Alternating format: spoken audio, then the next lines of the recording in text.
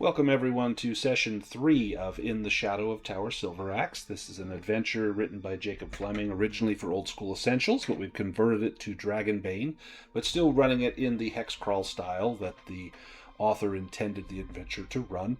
Last time we went at the behest of a dwarf. Let's go to the map, named Storg Taggart. Here's our big world map. At the behest of Storm Taggart, we went. We were at Amethyst Lake Ranch, and we went to the Shrine on the Lake, crossing over Amethyst Lake. And as we did, we encountered a strange pair of females in the water that seemed intent on talking with us. And we had been warned, or we had known that such things might be here because Storg had said that he was out fishing one day, and a beautiful woman came up and stole a locket off of his neck. And so we were seeking that locket for him, as well as looking for a hammer that a genie promised Circumference. We went to the shrine on the lake, went inside. We were warned that a great scaled beast dwelt within there. Well, we fought a bunch of bloodthirsty sturges. We did find a giant gecko, as well as I think there were some skeletons that we fought. And we came out with some treasure. We found a suit of armor, of leather armor, that looked particularly fine. We also found some gold, and we found the locket. It had some dwarven runes on the back, as well as we found a map, a treasure map. And I've got that in our handouts. I'll post a picture of that for us all real quick here. I'll drop that into the chat. So we did find this map. Something about far south in Torthen's Hall. Look for a massive sinkhole, and something about a treasure room. Left a bow and jewels. We don't have no idea who might have left this map.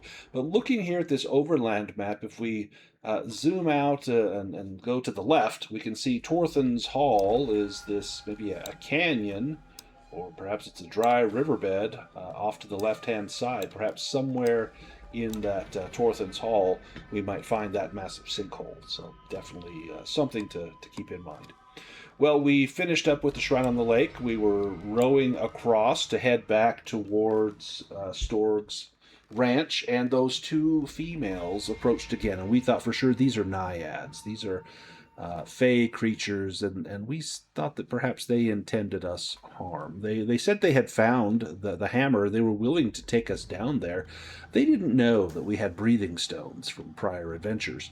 So three of us, Krisanna, Orla, and Circumference, joined them down there, and the naiads were a little perplexed to see that we had no trouble breathing underwater, and they took us to a cave. And there we found the hammer. Circumference took it, and then the naiads made their move. Well, we fought back, obliterating one with this new hammer, as well as forcing the other deep back into the cave, and we quickly made our way up to the boat and returned back to Amethyst Lake Ranch, where we were given a reward for finding the locket. Now, we have other business here at the ranch. We've been told by Mr. Taggart that there's a troll problem here at the ranch, that a troll seems to come from the woods to the west and has eaten several of his cattle, and many of his farmhands have fled out of fear, and only two remain, and he says those are the two that have the least brains among them, but they've at least been faithful to Storg, willing to stay. Cavan and Tervis were their names, and they're pretty sure it's in those woods across the river, somewhere, presumably over into these woods here. And so that's our last bit of business here at the Amethyst Lake Ranch. We can help with the troll problem, or we can tell him good luck. We've got other things to attend to and go on our way. So what do we do?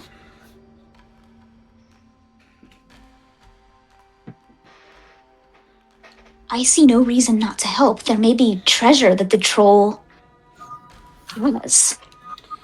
And he did offer us a reward as well. He offered a reward of... got it on here somewhere.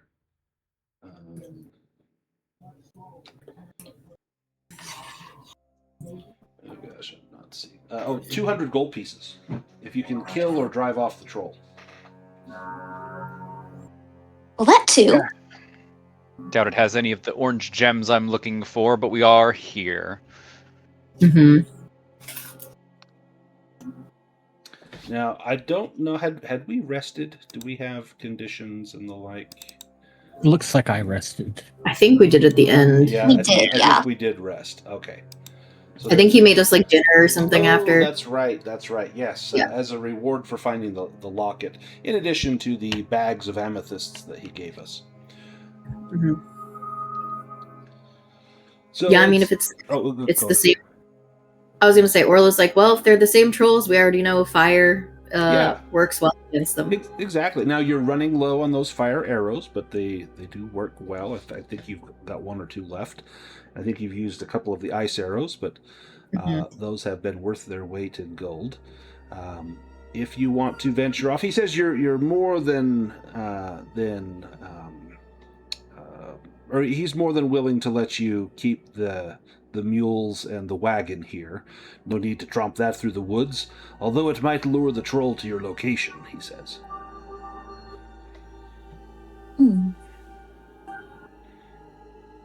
Perhaps, although, are there better ways to lure the troll to our location that wouldn't involve having to protect something from the troll as well as fight? I mean, We could perhaps. Yeah, just take off his shoes, pointing to the dwarf.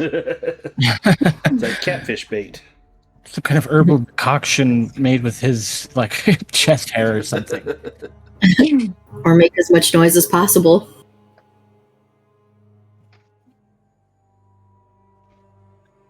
What does Circumference think? Well, I've always liked the idea of sitting out as bait. Perhaps we could leave me in a clearing and wait for a troll to come upon me while the rest of us wait in the bushes. Sure. I suppose that's as good as any solution. I guess Tavina would ask the farm owner here, how deep is that little river we have to cross? I remember hearing about a stream or a river we have to get through. Oh, the Amethyst River. It's much deeper the further downstream you go. Here near the farm, it meanders quite a bit, and in some of those stretches, the water does move with great rapidity. But you should be able to find a crossing. And he points on a map. There's a shallow bit over here where one could wade across, even one as tall as I or Circumference, and he looks down at Chrysanna, or you, and then he looks at Pippin. Well, you might need to be carried, sir. Perfect. Nothing new, yes. Oh, and look, the cat didn't get you in the night after all, Pippin. Yeah, that farm cat was very keen on Pippin. Yes, you tried to keep me safe, all of you. Hey, Taggart, do you have any, perhaps some rendered hog fat I could smear on myself to attract the troll with my scent? Oh, but of course. And he goes into his bedroom and comes out with a small glass container, and it's got a metal there's a cork lid, and inside there's a little metal spoon, and he scoops out a bit, and he rubs some on his lips. It's good for when the wind chaps the lips. Here, try this. And he hands you his little like oil of Olay sort of beauty cream that's actually just rendered hog fat. Very nice. This will do fine. I will smear this all over myself when I wait out as bait, and this will likely attract a troll, I should imagine. Well, it will certainly attract flies, he says. Yes, well, I already do that, so I suppose there won't be much of a difference. Do you head out to cross the river? Seems that's Certainly the way. think so. Goes down here. Let's do a bushcraft roll to find a good crossing. Yeah.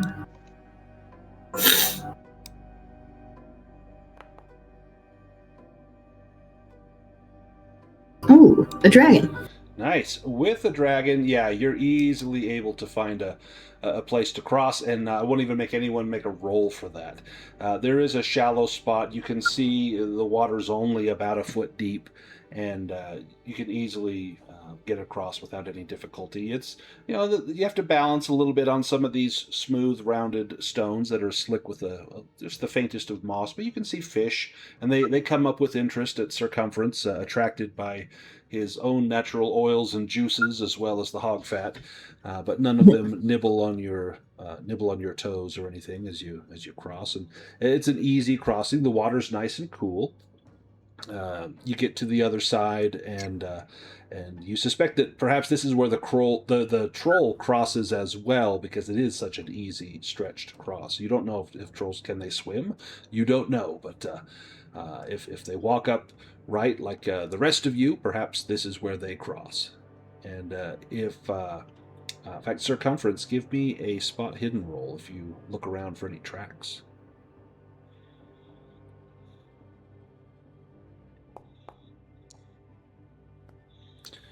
You find a lot of tracks, and many of them are deep and kind of square. It looks like boots, and they're all behind you. And as you turn around, it's almost as though you're walking in that very set of tracks that you're following.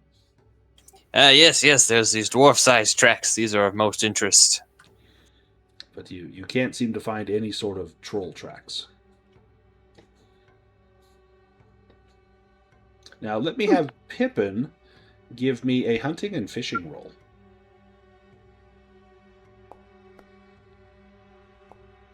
Ooh, nice.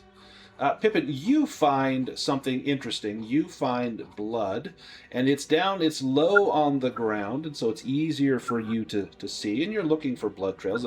If this troll, took an animal, perhaps he dragged it through here, and you do see little bits of dried blood on some tree bark near some trees at the edge of the forest. And you think something must have been dragged through here, and the closer you look, you see drag marks as well. And you think that if not a cow, at least something large was dragged through here. And you see a kind of a partially broken path through the woods that leads deeper into this darkened forest. Oh no, sir! Would you look at this? Something's been hurt, and he would show everybody the little trail. Oh, perhaps the trolls? I imagine if we follow that, we'll find the troll. Exactly. If we truly want to, yes. Yes. It's okay, little mouse. We will vanquish the trolls.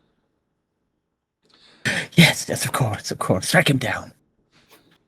And as we travel, the trail heads in, and then get the right thing here. It heads inward slightly and then goes to the north.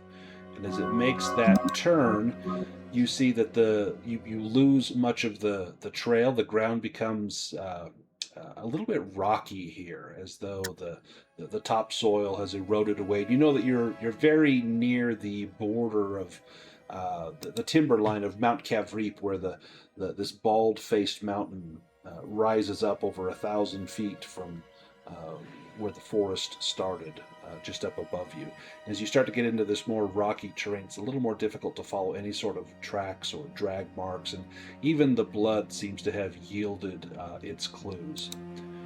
But you know that this troll must have a home somewhere, some sort of lair or something, and you do see there are plenty of crevasses and rocky outcroppings and potentially caves through here. Perhaps this would be a good spot for me to wait out as bait, and for the trolls to come. Perhaps when it gets darker, they'll come after me to try and eat me, then we can pounce on them. That sounds good to me. Although I don't know if you'll need that pig lord. I think you'll be plenty odorous to the troll even without it. Oh, well, the pig lard wasn't for the troll. I just wanted to rub it on myself. It makes my skin nice and smooth, you see. And it glistens in the sun as you hold out your arm and note how you got this sheen of grease on your body. As you find a spot, or as you're looking for a spot to ambush the troll, let me have let's have Tev make a hunting and fishing roll. Where's a good spot for an ambush? Gosh, Tev's certainly not the best at that.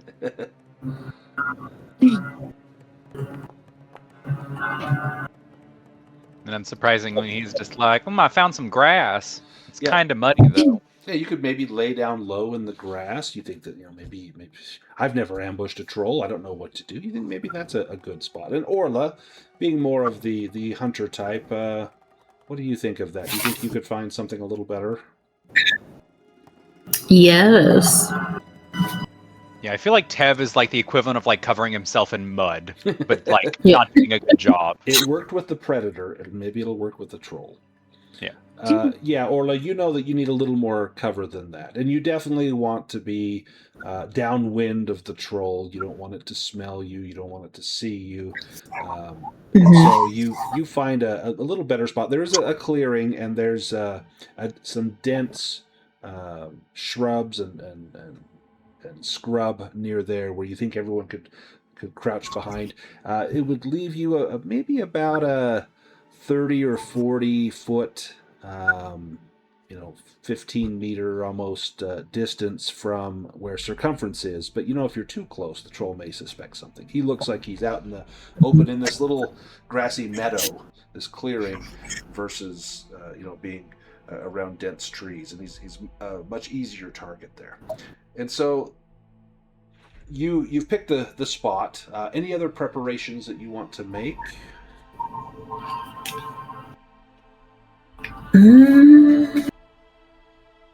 I don't think so for Orla. Okay. Anyone else have any preparations before circumference starts braying like some wounded cattle? Perhaps we ought to gather some timber and lay it out where we think the troll may emerge from. That way, if Orla fires a fire arrow... Yeah. Excellent idea. In fact, would you make a ring, kind of a large ring around circumference, where maybe if the troll is upon him, you could light that ring on fire? The troll won't go through that. Precisely. I think maybe a crafting roll to get that done. Anyone that wants to make that roll is more than welcome to, if one of you feels lucky. Pippin would be happy to help by trying to forage the timber and such. Yeah, you could do a bushcraft roll to go forage some flammable-looking kindling. So just lifting little sticks. Or very more likely just coming back on Reynolds' back and being like, "Hey, I found some stuff," and continuously annoying everybody. Yeah, you come back with a little bundle of twigs and some dry leaves. This will burn. A little dry grass. We might need a little more than that, but yes. Could Krisanna try to find a good place to put it? Yeah. Any special places that might be more advantageous for us to ambush the troll from? Yeah, I think since this might give Orla a better shot. I think since this is kind of like a trap, I think a hunting and fishing roll would be good for that. Best place to set. Oh dear. Yeah. Well. Oh! I thought it was on the 2. That looked so close. Do you push that? Probably not. Okay. Circumference, do you want to help lay out this ring in an area that you feel safe, that you won't be burned and still have enough room to fight the troll? Maybe a crafting? Yeah, sure. I'd also like to conceal my hammer so that when the troll gets close, I can swing at it quickly. Okay.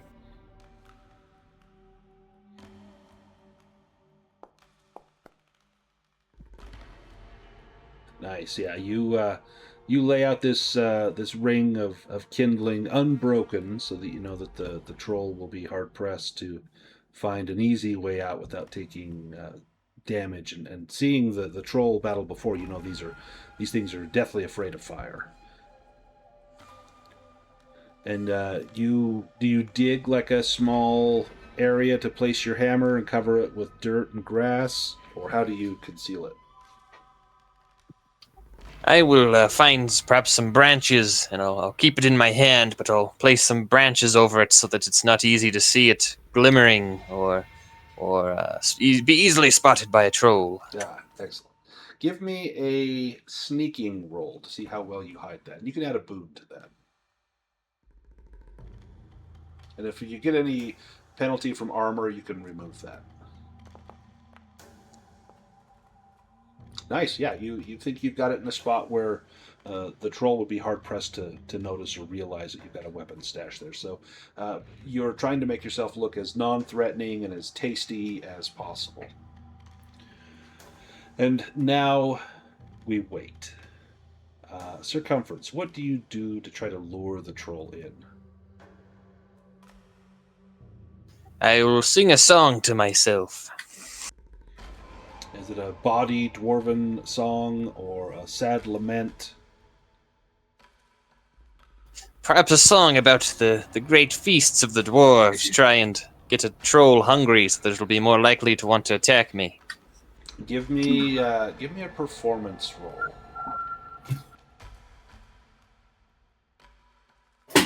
You said performance? Performance.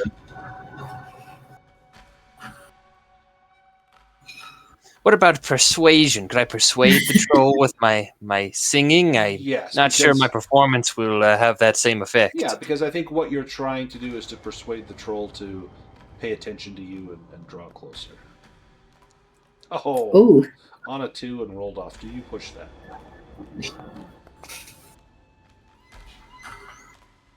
Oh. You sing, and everyone else, you can hear just how tone deaf Circumference is. And in some cases, maybe Reynard puts his paws over his ears, trying to blot out some of the sound. Pippin's looking around like, should we tell him? But he's just belting out this song about this great feast, and he goes to hit the high note and lets out this screeching sound that sounds like metal scraping across metal.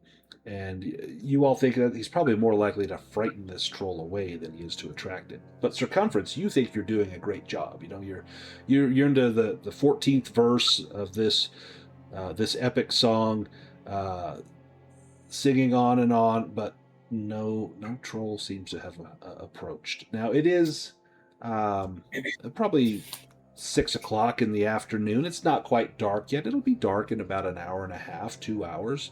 Maybe these things only come out at night. You're not sure. The other troll you found, it was at nighttime. Maybe it's worth waiting, or do you have any alternate ideas? Yeah, perhaps Circumference will pull out his bag of gold and lament how he has nowhere to stash this large pile of gold.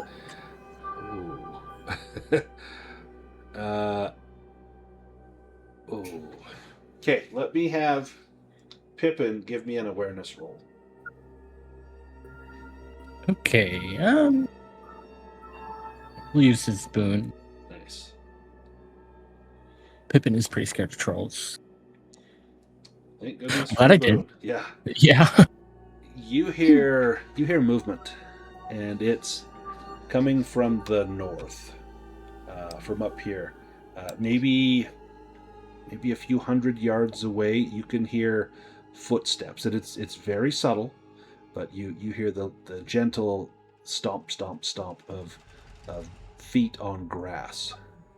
And it doesn't sound heavy like a troll, or doesn't sound like an animal, like a deer or something. It sounds like perhaps several things, as the footsteps are not rhythmic. There's a lot of time change between them, as though multiple things are moving.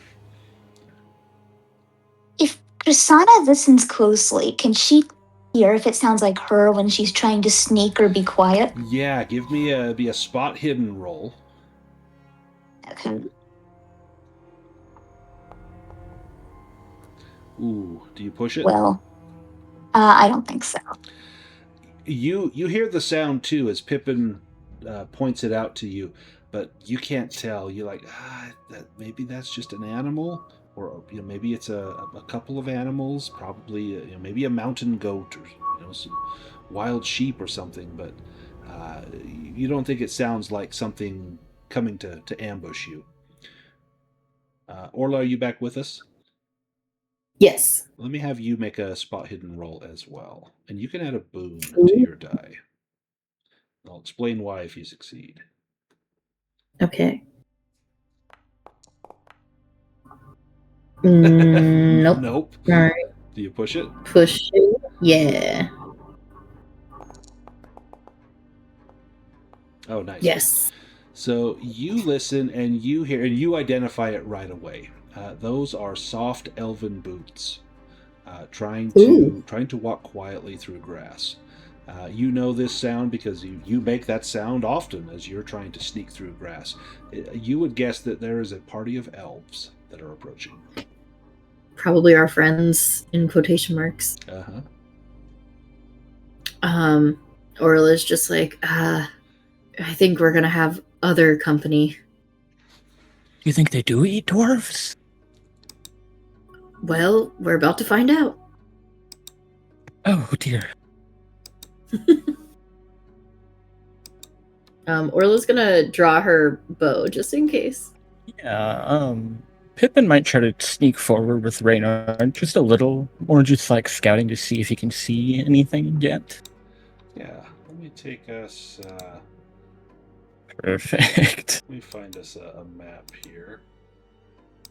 Love that. Let's do. Tried to go troll hunting. Went elf hunting instead. Wherever there's trolls, there's elves. What map do I want to use? I think this one. Okay, let me take us here, and then I'm gonna put some tokens out. So we've got circumference is maybe sprawled out in this little patch of grass over here. I'm going to put Reynard and Pippin down here at the bottom. And let's put Orla maybe off here in the trees. Chrysana was maybe down here by Pippin, and let's put Tev up by Orla. And let me drag. You guys can't see these yet, but let me just drag some stuff onto the screen.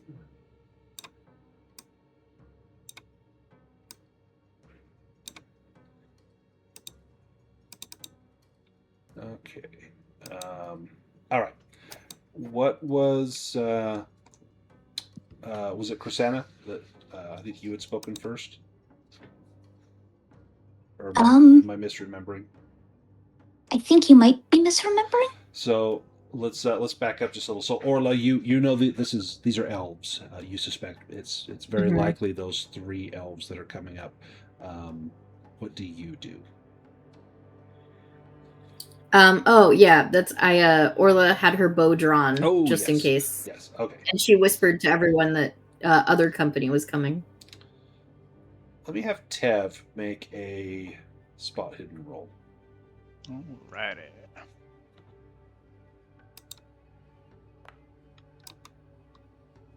Not quite. Do you push that? Yeah, I feel like there's some oddities going on. He will attempt. Ooh,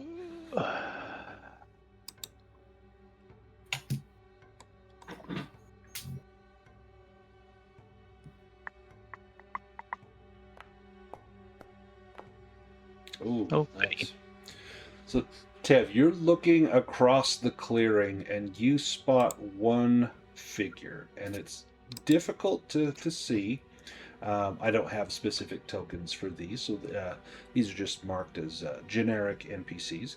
But you see, it looks like an elf. Looks like Orla, long blonde hair, has a bow, wearing slightly different clothing, green cloak and garb to match in with the trees. Crouched low, you see the bow in hand, quiver of arrows at her back. But you're the you're the first to see this. I'll like elbow Orla and point to the specific spot since Orla's right there, next to Tev. And Orla, now you see it as Tev points it out to you. Mm-hmm.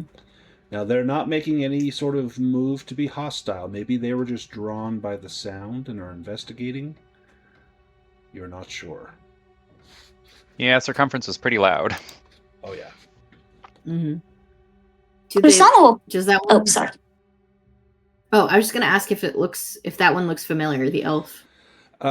This does not look like the elves that you saw before. This one is female. The other 3 were all male. But this is a female. Oh, okay. What was that, Krisanna?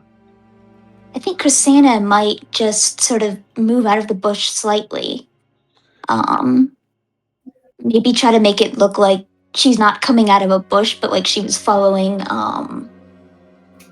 circumference. Okay. So that it doesn't hint that there are people hiding in the bushes, but she might go up as well. Nice. And you're trying to, clearly be seen, correct? Yes. Okay. Give me a performance roll with a boon. Okay. Not bluffing. You could do bluffing. I like that. You're trying not to like look at the elf over there, pretending you don't see it. Yeah. And walking up to circumference. Okay. She's trying to make it look like she's not hiding in the bushes and leaving the bushes. Got it. Which is what she's doing. Yeah, so they don't think there's other people lurking in the bushes. Yeah. Nice.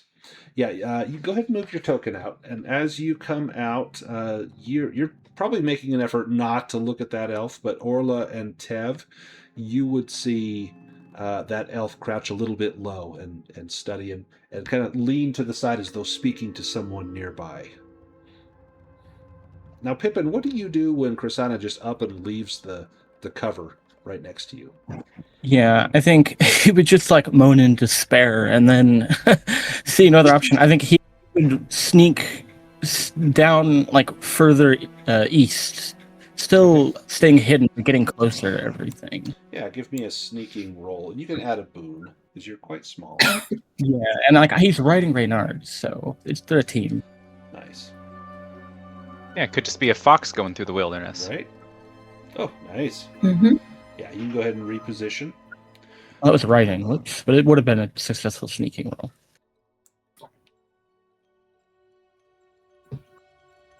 He was just going to move to these bushes up here. Okay, and you're likewise trying to stay hidden. So maybe it just looks like a fox trotting through there. Okay. Right. Tev, what are you doing? I mean, no sign of the troll thus far. I mean, they're waiting. We're waiting. Like, Krisanna's gone out there and hasn't really triggered their reaction yet. I don't know. I feel like Tev's kind of like in a holding pattern as well, just kind of seeing if they do anything. If not, I guess we'll eventually have to give up on our trying to sneak up on a troll. Yeah. And what about circumference? Well, I start singing even louder. You notice Krisanna walking up to you. Does that... how do you react to that? Do you act surprised or welcoming? Welcoming, of course. More for the singing. Excellent. Yes. Krisanna just sort of face palms.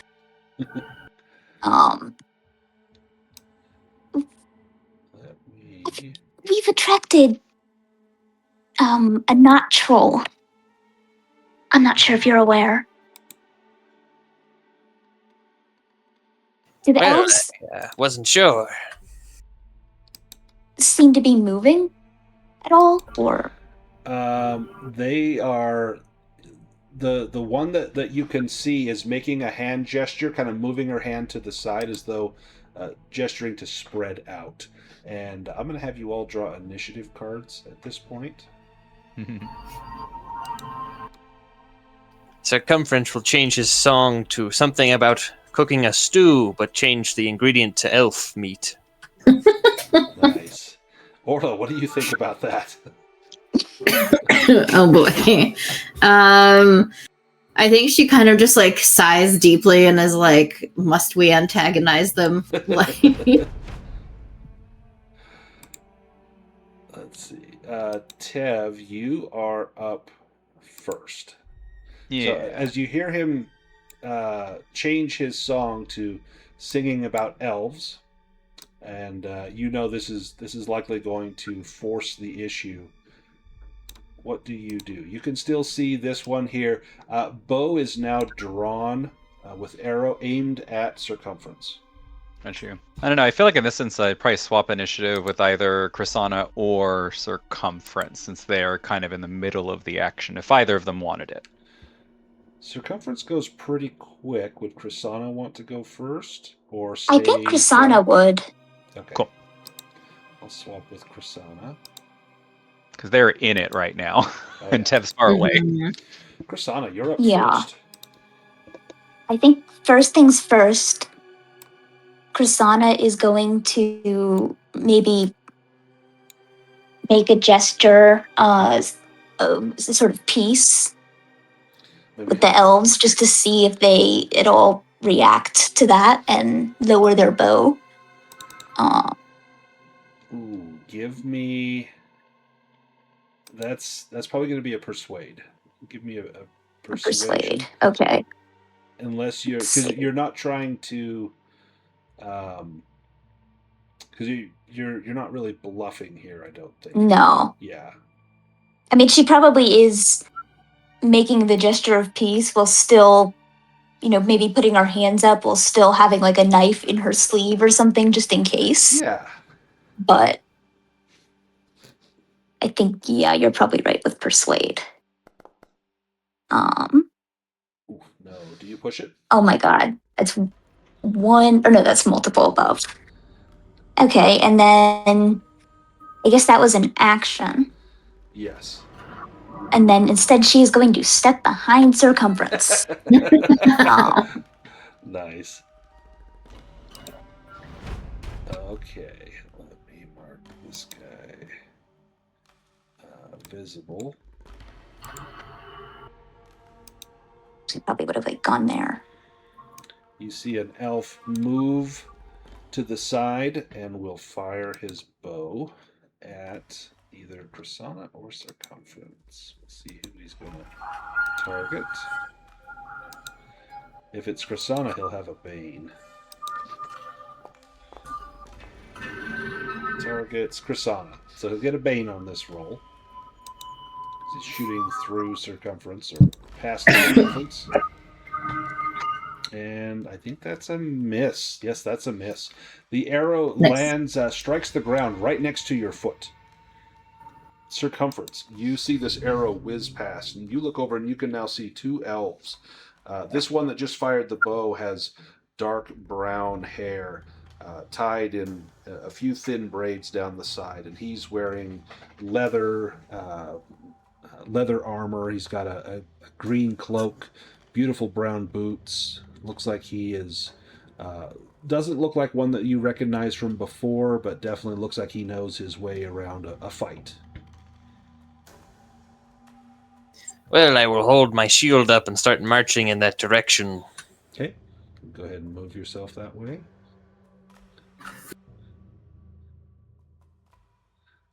Double move right up there. Excellent. Let's go to the next.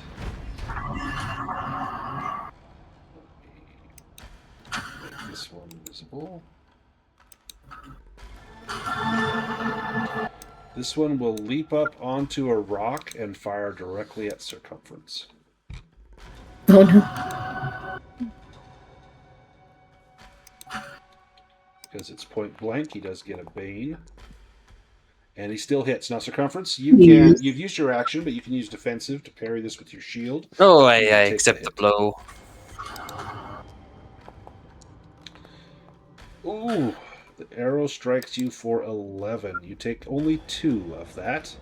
It still stings a bit, as the arrow gets you right in the right butt cheek. Now the one in front of you is going to take a step back, so needs to make an evade roll. And fails. Circumference, you'll get a free attack on this one as she takes a step back.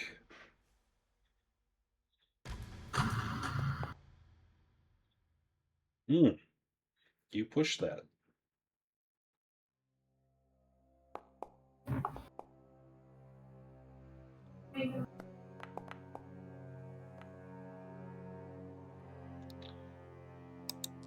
Oop. So then I do 12 plus 1d4 fire damage as the sparks fly off from the hammer. You did 4 fire damage. That 4 is just enough. How do you take out this elf?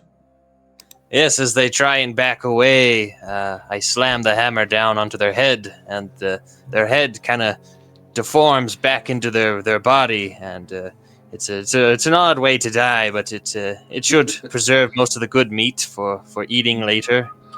Now, Orla, you see Circumference just kill an elf that looked a lot like you.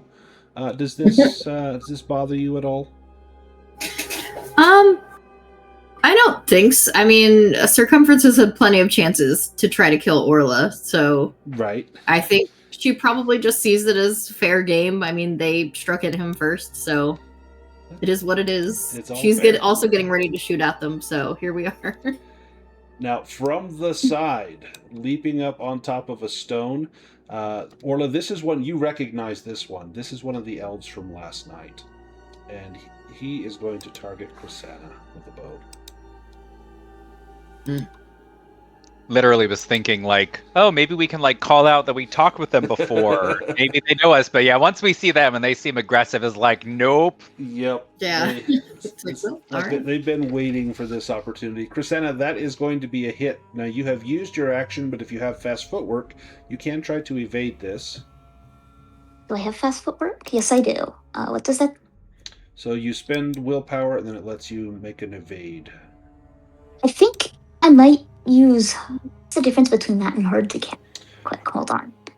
So fast footwork lets you use an action, or lets Oh, you I evade see. without using an action. Hard to catch is like if you are moving away from, or you could use this as well. But because you've already used your action, you couldn't use hard to catch, but you could use fast footwork and then use hard to catch. It's kind of a, do you have the the options? Oh, should I have all my willpower? You after resting? You should. Have you used any willpower? No, I think I just forgot to take it off. Yeah. So let's dump that back on it. You might need that. There we go. Okay. In that case, yes, I will be using fast footwork. Perfect. And then make a move roll. And then if you want, you can also use hard to catch to give you a boon on the roll, but that would cost you additional willpower. But your evade's pretty good. I think you'd be okay. Yeah. Nice. So the arrow misses. You can also move 1 square if you like. Are these bushes right here? They are. It'll give you just a little bit squat. of cover in there. Yeah. She'll be there. This one here is going to fire at Circumference. You see another elf step out with a longbow. Firing past an ally, and that is a miss on Circumference. Orla, you're up. Yeah, we're gonna shoot the one that shot at Krisanna. Okay, the one that shared your campfire. Yes. I'm gonna use a lightning arrow. Ooh. Just to see what happens. That's a hit.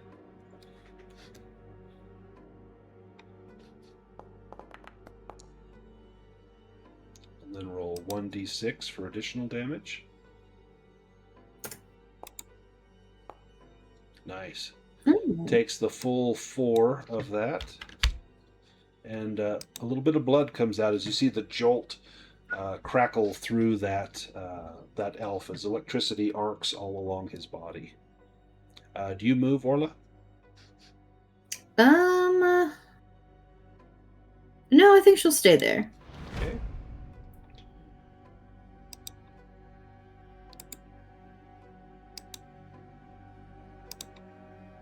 Seeing you fire, this elf will take a shot at Orla.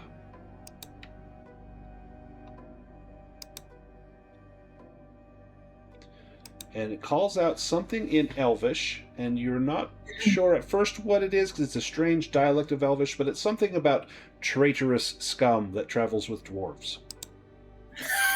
Okay. Ooh, and a demon. Mm. Oh, breaks the weapon.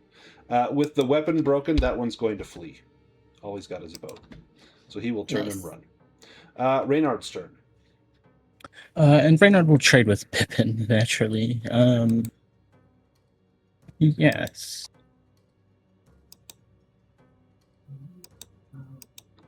Pippin's up.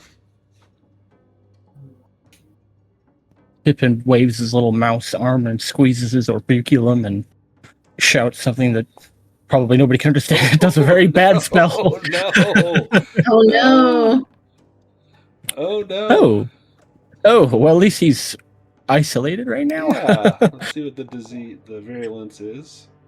Ooh. Okay, so give me a Constitution roll. I'm going to roll for the disease. The disease needs to roll lower than an 8. And Pippin succeeded. The disease did not, so you're good. You should take with a disease if you pass like that. I think you take exhausted. If it's a magical one, should we take angry, or I don't know. What do you think? Normally with a disease, you would take you would take sickly, even though you didn't take the full effect of it. Do you think sickly in this case? Yeah, it doesn't. I would agree. Well, your spell does not go off as intended. As you try to call the lightning, it does not answer your call, and instead, magic betrays you. This one becomes visible. We'll shoot at circumference.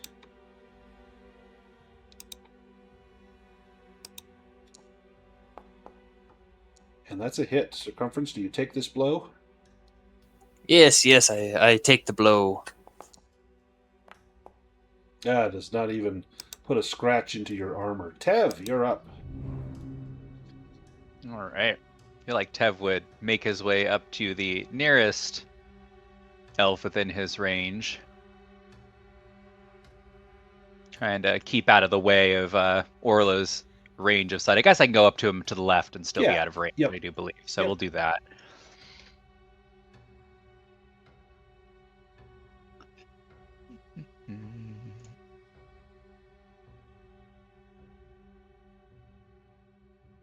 All right, he will try to stab the elf with his dagger. Yeah. Do you push so that? Yeah.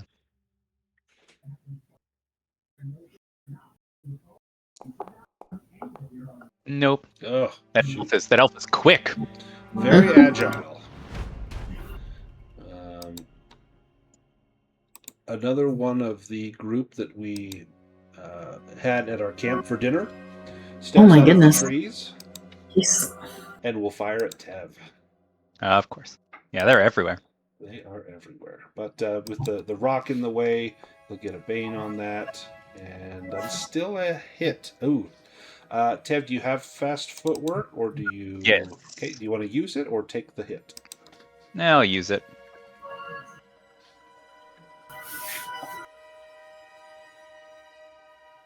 All right. That's evade? Yep, please. Nice. You can also move one square as well. Reynard's turn. Yeah, he will carry Pippin over behind this rock. Especially when you see them popping out. There's a lot of bows here. Mm-hmm. And then the last of the three that joined us for at our campfire, we'll fire at Tev.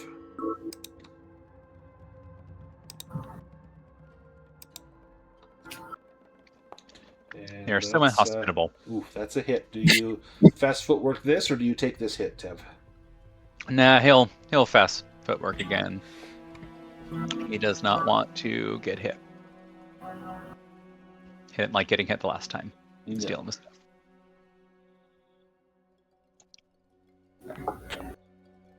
Nice. You can make another move again if you like. And we go to round 2. Up first is this one on circumference. Going to take a step back. We'll have to make an evade roll to do that.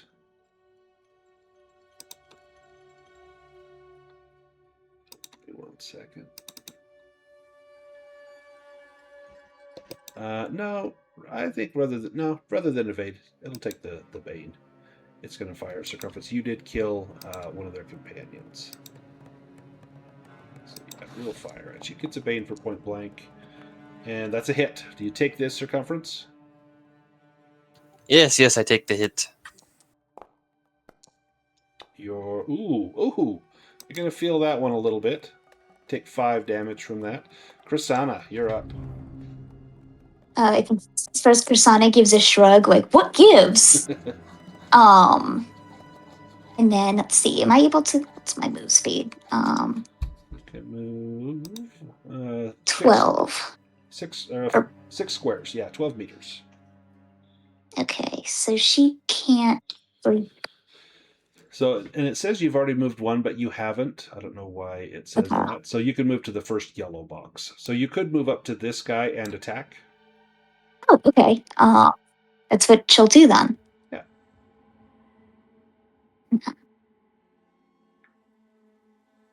All right, she will go ahead and make a stab with her knife. And he looks at you, sniveling little fool. You're no bigger than a dwarf. I wonder if you taste just as good. Ooh, nice. Roll damage. Ooh. I certainly stab as good. Yeah, how do you take that guy out? She just like stabs upward into his leg and cuts an artery. Ooh, blood just spurts in an arc as he falls back, clutching his leg. Let's go to this one here on circumference. With a Bane for point blank. That's a hit. Do you take this hit, circumference? Yes, I take the hit. And your armor will block all but 1 of that. You take 1 measly point of damage. Pippin, you're up. Ooh, yeah. Went my last time.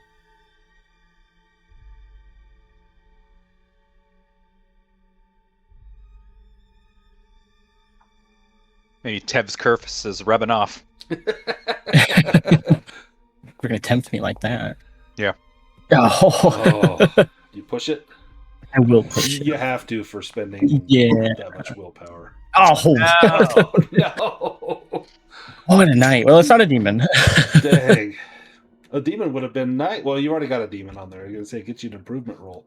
Yeah. Let's see if I don't get a All right. Tev, you're up. So yeah, Tev will kind of double down on this business here and make his way over towards one of the hills nearby and not gonna backstab. I need my willpower for dodging. As much as I want to backstab, I also want to survive. So fair. Nice. Good hit. Goodie.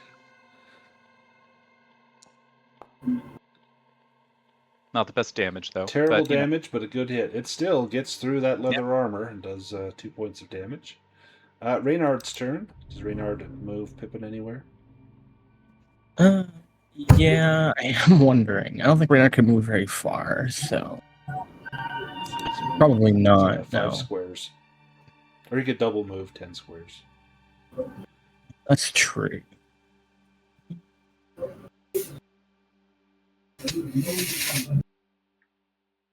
No, he won't move. This one is going to shoot at Tev. Point blank, so he'll take a Bane on that.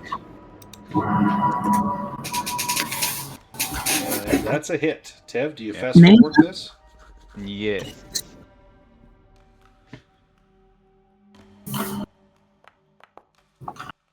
You are very agile on your feet. You can move one square as well. This one here is going to step up and shoot at Circumference. They want that dwarf meat.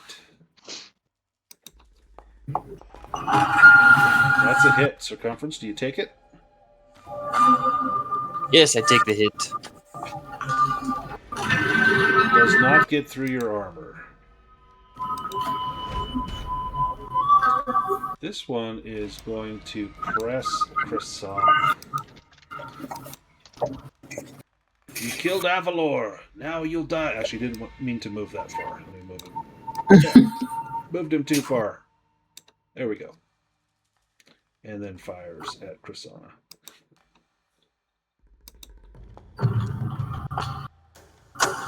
Ooh, that's a hit, Croissant. Do you fast footwork that or take the hit?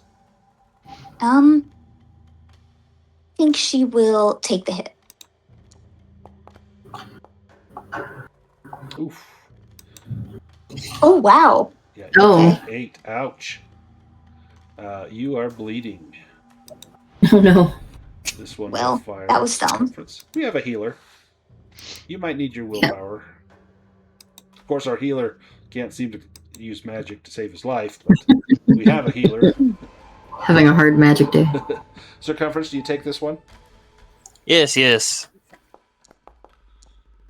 It does not get through your armor. Orla. Yeah, she's gonna use an ice arrow and shoot the one that just bloodied up Chrisana. Nice. This is one that you remember from your camp. Yeah, if you step out, you can Yeah. get rid of that. Okay. Oh, a dragon. Ooh, that's going to be a critical hit. Double damage. Heck yeah. Nice.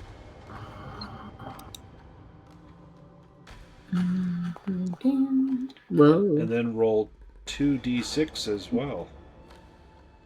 Oh yes. Excellent. Wow, 28 points of damage. How do you take that guy out? That's a good question. I think she, sees that Chrisana is worse for the wear, and shoots the ice arrow, and I think it hits him like right in the heart, and maybe the ice kind of expands around him as he dies. Yeah, you hear the crack of ribs as these giant ice crystals just burst out through his chest. Yeah. Circumference. Pin cushion over there. Ah, unforgiving. Add a boon.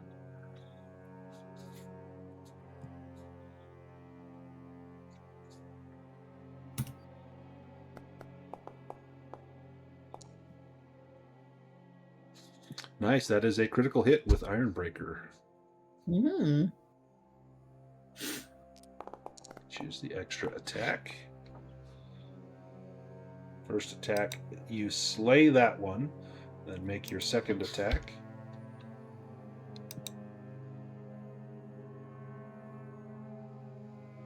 Another critical. Wow. Nice. Oh my gosh. Now, does his weapon have reach, or is it 2 meters? But he still has movement, so he could move Oh, up. So that That's one's cool. not dead, but he's close to dead. Then you can attack another enemy. Yes, and I will use Unforgiving on this one in front of me. I believe they damaged me. They did. yeah, Circumference ain't messing around no more. Nope. You see his hammer swinging when it strikes. Bits of spark and hot molten slag fly off. Flesh. Glad he's on our sizzles, team. right? Roll damage. Whoa. Okay, that one is dead. How do you kill 2 and badly wound 1? Yes, I start singing about Gallagher the dwarf, and I start swinging my hammer, smashing heads as they explode around me, and the blood starts getting on Circumference's armor, which just drives him on to further blood frenzy. With your sledge-o-matic. Nice. Go to round 3. Orla, you're up. These elves, they're looking at each other like this is the time to flee. And you get the sense they're about to make a break for it. You can try. Yeah, she's gonna shoot the one that's up there by Tev. Move there. Just with a regular arrow, though. Okay. That's a hit. Nice. Solid blow. Almost down, sitting at 3 hit points. Circumference.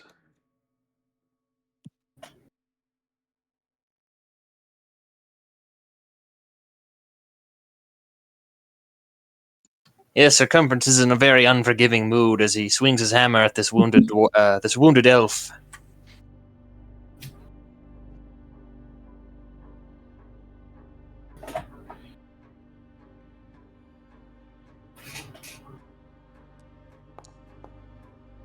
Wow. The dragon. Ooh. How many 3 dragons in this fight? Really want to kill him. Oh yeah. Okay. Oh my god. Definitely kill that one, and then make your free attack on the other one. Died instantly. That's so great. Love it. Oh, Another dragon. Wow. that's great. Max damage on this one. Circumference must be hungry. Yeah. 32 Oh my God. damage. Wow. Yes, we shall feast good tonight. Yeah. There's a reason why he's the leader of a cult. These elves will make for a fine meal. I have a very hungry stomach, and I'll start growling as I trundle over to this last elf in the woods, hiding over by my companions, Go ahead and and prepare my hammer for his final blow. Should I get there in time? go ahead and use your movement. Tev, you're up. I think Tev is just kind of full attack mode now Yeah, since this it one's does wounded. one. So he will use his backstabbing. Oh, you can't backstab. You don't have an ally. Oh, that's right. to it. That's right. I need somebody nearby. Well, never mind. Just regular stabbing then. Yeah, can you step forward about 4 meters, sir? I know, right? You need like long daggers. Uh-huh. They're called Very arrows. long daggers. Yeah, thanks. All right, Nice, definitely. that's a Nice. hit. Can you do 4 damage? Yes, Oh, yes you can. Woo. just enough. Probably get it in just the right tender spot, kind of waiting for that point. I've been dancing with them long enough. I probably got a sense of where their armor was kind of not covering things. Yeah, under the arm, there's no protection in the armpit. You just drive that blade right in to the soft part of the armpit, through the ribs into the lung, and it drops. And that ends the battle. Pippin comes trotting over. Oh. Circumference does a Definitely. round rest. Gets 1 willpower. No. Pippin recovers a little. Yeah, I'll be needing lots of willpower after that silliness. Oh my gosh! Wow. Oh dear. You might Oh, want to no. get that mage here. Oh. You take 2d6 damage, Pippin. Well, that's not what I meant to do. Oh. Oof. 6 So you damage to instead of Pippin. like adding life force, you subtract life force. Uh-huh. Yeesh. Oh dear. Are you all Oh. right, Pippin? Yeah, that was what meant to happen. I meant for that to happen. It's all right. It's all right. See, this is all part of the plan. See, exactly There as I we go. told you. There we go. Do you want the willpower back or double yeah. the healing? It is tier 2. I mean, It's a lot of willpower. that might just end up being 2 health, but you know. Oh, Yeah. Good. Much appreciated. Good yeah. healing. See, yes. magic. It gives and takes. Yes. It's definitely been Are taken. you all right though? About that. That again, all part of the plan. I'm fine. Nice. See, fine. I'm well. Excellent. I think Circumference he's down a couple, but he's got lots of armor, some good HP. Yes, Orla, do you know how to prepare elf? I'm afraid I'm not sure how to prepare it. Yeah, when you said you... wow. Oh no! I'm determined to release a demon tonight. Look Once at you that. turn into a fox, that would Be be a fox. awesome. Yes. I've been hoping for that one too. No, a a deer. deer. A deer. Oh, Nice. Oh. So you cannot speak, but you retain your mental acuity. So Or Reynolds, who I was on Reynolds' back, so the poor guy gets he's like, squashed "Ooh." for a second. Well, maybe you're like a little fawn. Maybe you're a little baby deer. That's true. That's probably more likely. You got Well, he is the- old. He's very old, to be fair. Well, you're taller now. Yep, much taller. Yeah. So tall, I could see. Well, he's not saying this, obviously. That's funny. Reynard, He's an right on animal you. whisperer, but now he's just an animal. Now, you know Dispel, but I think Dispel has a verbal component. Because you could dispel that. Yes, it's a word and a gesture. And you cannot speak. Well, if we actually find this troll, we can just head back to town. Yeah. Or We do close know enough. someone that can cast Dispel back in town. Although all this blood is probably very likely to attract the troll. Yeah, the sounds of battle, the blood. There's lots of elf bodies around here. Yeah, when Circumference asked Orla for her grandmother's recipe, you didn't realize it was how to cook your grandmother, not how your grandmother made pie. Circumference. Not what she intended. No. do you? What do you do with all these elf bodies, Circumference? Well, we can take the good parts to eat, and the rest we could use for bait for these trolls. And I'd like to take the heart of one of them, as I like to eat the heart of all my foes. So I'll find the elf that did the most damage to me, and I will eat his heart. And then perhaps we could find the choicest cuts of meat and save those, and leave the rest out for the trolls. I What think are that's the a good plan. choicest cuts? Yeah, Orla, what do you think about that? I mean, she's probably curious to see what the choicest cuts are. Right?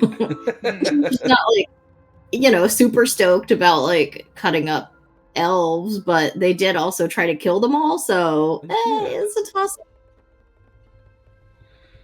Well, She's not going to Circumference, stop it. if you want to make a hunting and fishing roll, you can maybe find the back straps, maybe the heart, the liver, maybe a delicacy for your kind.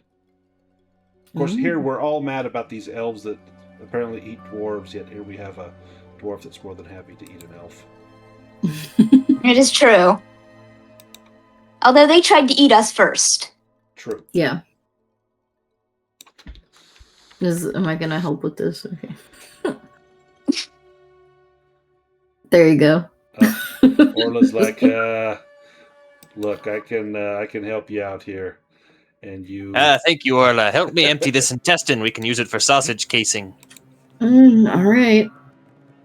About to say, if we're looking through their stuff, I think Tev would kind of do that while they're prepping the meats. Yeah, as would Krisana. Here's our deer. So your deer does have a horn attack. You could go gore something. I think I'll just go hang out with the donkeys if somebody would be kind enough to bring him back. Yeah, if you got turned into a donkey, we could go sell one of them back and keep the gold. my Make God. you pull the wagon.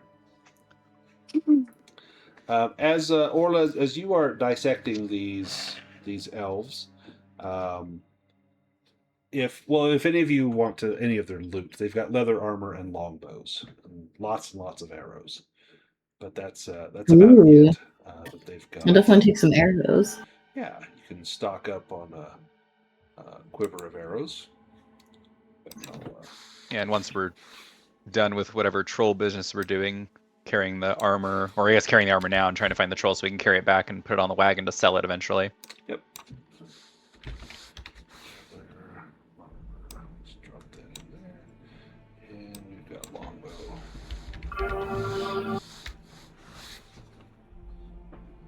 Drop that there as well.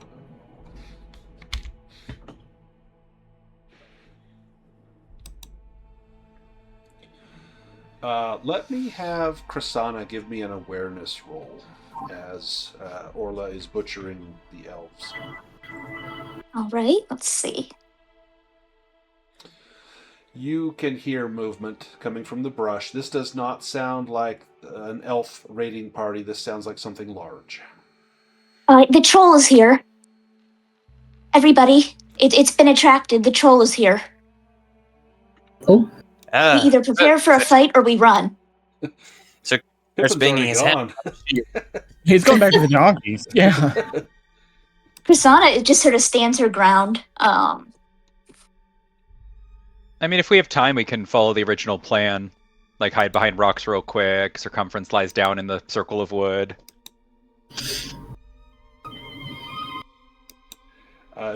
There's probably a little bit of time. You don't know how long, but you could all make sneaking rolls to try and quickly get into hiding. Yeah, Prasanna will do that. Let me see. Yeah, Tev will try as well, since we're already kind of near the rock anyway.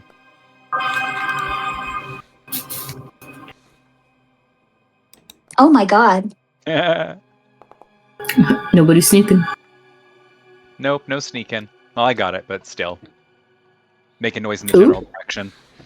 I'm sneaking. A couple of us. Circumference rolled persuasion instead of sneaking, I think. He's trying to be as loud as he can to got attract it. these trolls to him. Yes, he doesn't want to. He doesn't want to sneak. Perfect. I pushed that. Nice. So everyone can get into hiding, except for Circumference. And after just a few minutes, you see that green shape beginning to lumber into the clearing. And let me drag us into initiative.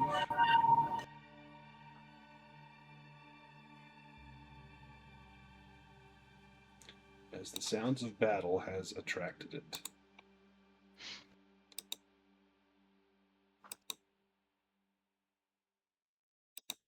If you want to draw a card. It's like, does like Circumference like tap his armor like so much cat with a can of tuna?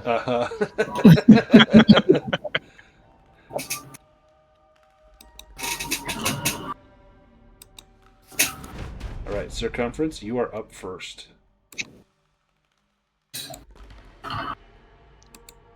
I will switch with the troll so that it can get closer to me so that I can hit it more properly. Do you want to switch with the number 2 or the number 4? Not that Number it will really 2. matter. Yeah, I don't think it will matter at all there.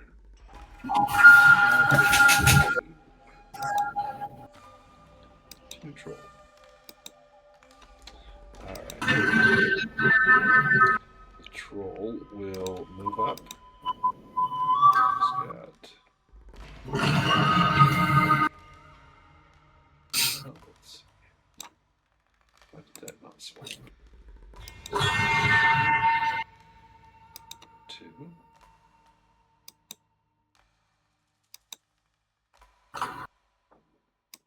Okay, what is it? It's not swapping here.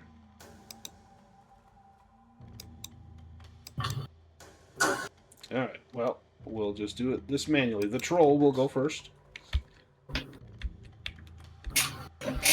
He will double move up to Circumference. As he does not try to sneak, he just lumbers in. Circumference, you're up next.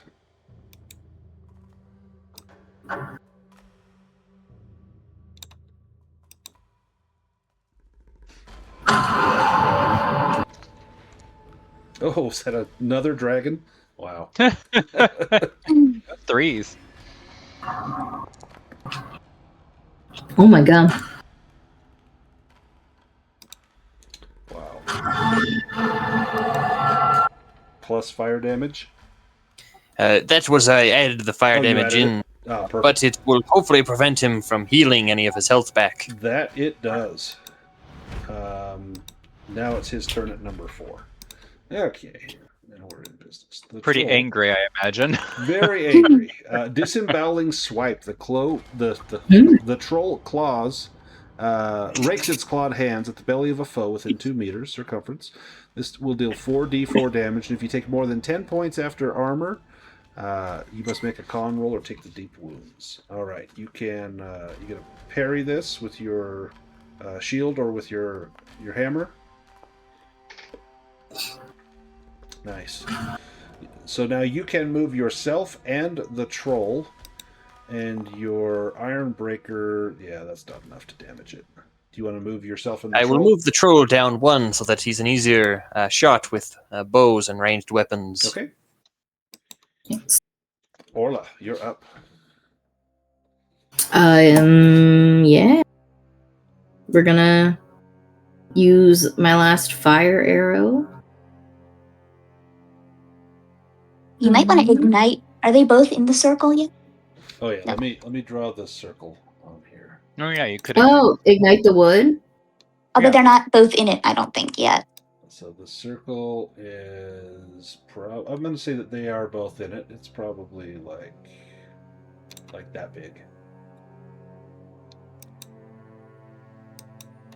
If I ignite it, though, then there's just a wall of fire up around them. Yeah, might keep the troll from getting out, and then you're just trusting that Circumference can survive to take it out. You guys can still fire in arrows and whatnot, but the troll will most likely be pinned in.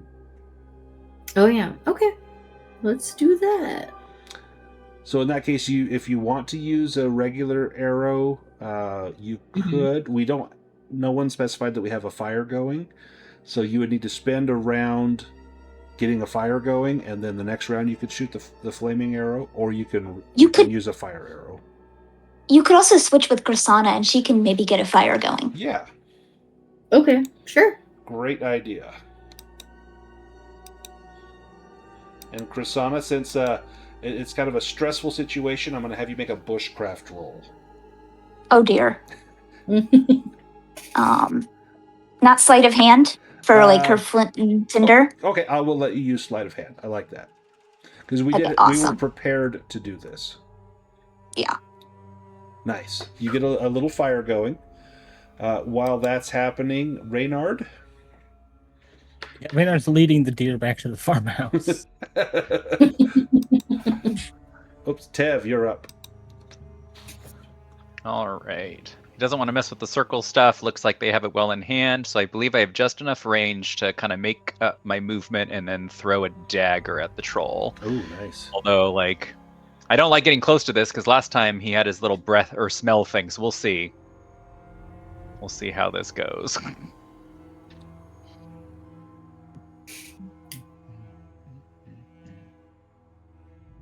Throw. Nice.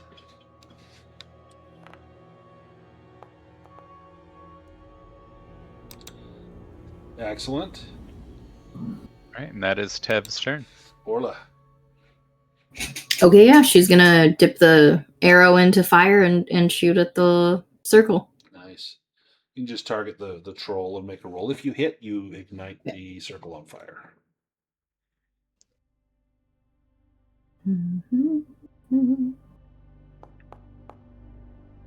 Nice.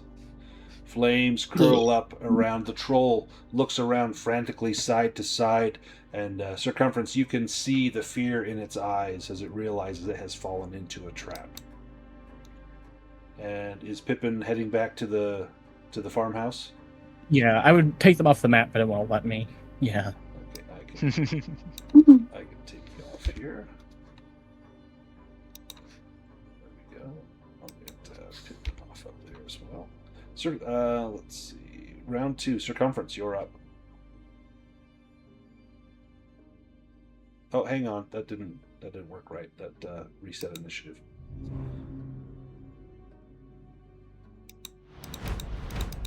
That's the same initiative. There we go. Okay, now we drew cards.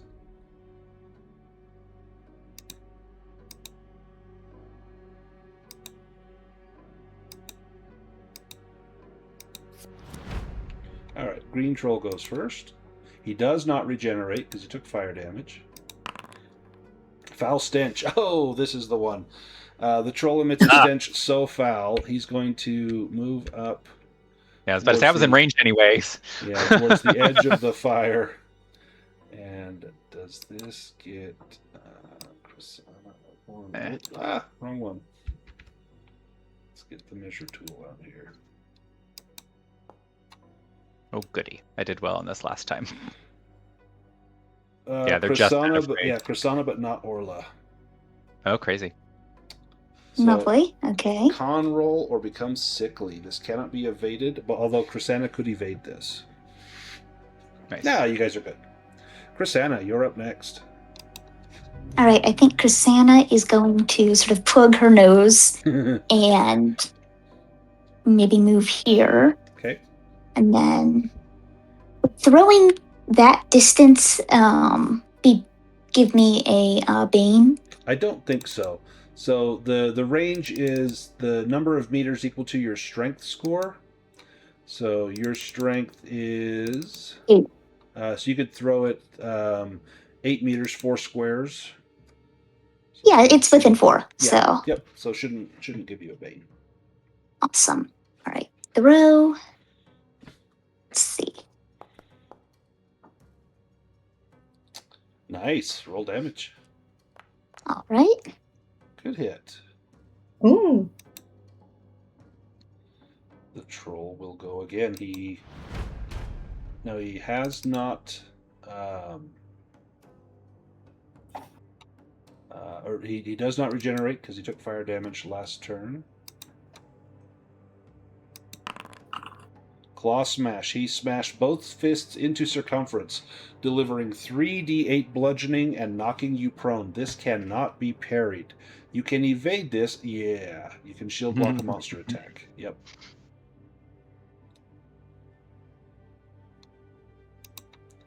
And go ahead and make a roll. Yeah, this is probably its strongest attack, so it's definitely good to react to this one. Oh yeah, oh yeah. Oh, nice. Now, your shield, this could do in your shield, but it might be worthwhile. Nope, your shield takes 12. Shield is good. You can move the troll and you 1 square. I'll move him into the fire. You can get him really close. You can get him to right on the edge of it. Or you could move him down 1. Do you want to move him over towards Tev? Sure, I'll move him that way. Okay, he's right on the edge. 1 more, if you can move him through the fire, that will count as burning him. Orla, your turn. I can switch with circumference. Switch with circumference. Circumference, you're up. Oh, why did I say green troll? What the heck?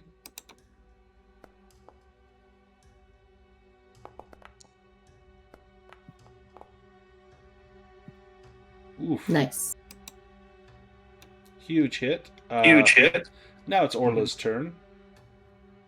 Okay, she will... If I shoot an arrow through the fire, the arrow will be on fire when it hits the troll. If right? You've got something on there that could ignite, like if you put a strip of cloth or soak it in a little lamp oil. If you want, you could shoot with a bane, and you could hit some of the kindling on the ground near the troll, and rather than hit the troll with the arrow, you might knock some kindling onto it, and I would give it some fire damage. But you'd have to make that roll with a bane. Yeah, we'll try that. Sure. Bane. Since it's right next to the fire. Oh, do you push it? Yeah. Might as well try. She is going to be, I guess, exhausted. There we go. Yes. Roll. Oops. I'm going to do different damage. Let me have you roll 2d6. Great.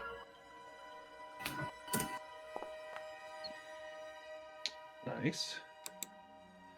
He takes 4, and he will not regenerate. next turn. Tev, you're up. I feel like Tev is at this point, because he doesn't want to lose his last dagger just in case, so I feel like I'm going to book it out of range of his odor attack. Yeah, and you don't Taking have whatever to. double You don't need. have to make an evade roll on that because you got enough space, and he's not going to try and attack you through the fire anyway. Yeah. Excellent. Orla, you're up. Oh, what's this? All circumference again. Circumference. Can you finish off this troll?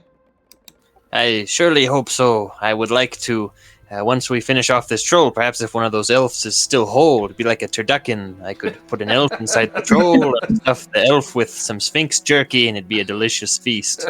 A troll elfin or Uh-huh. something.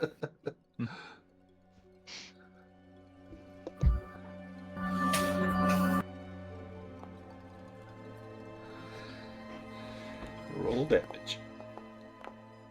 Can you do 13? Oh, yes, you can. How do you take out the troll?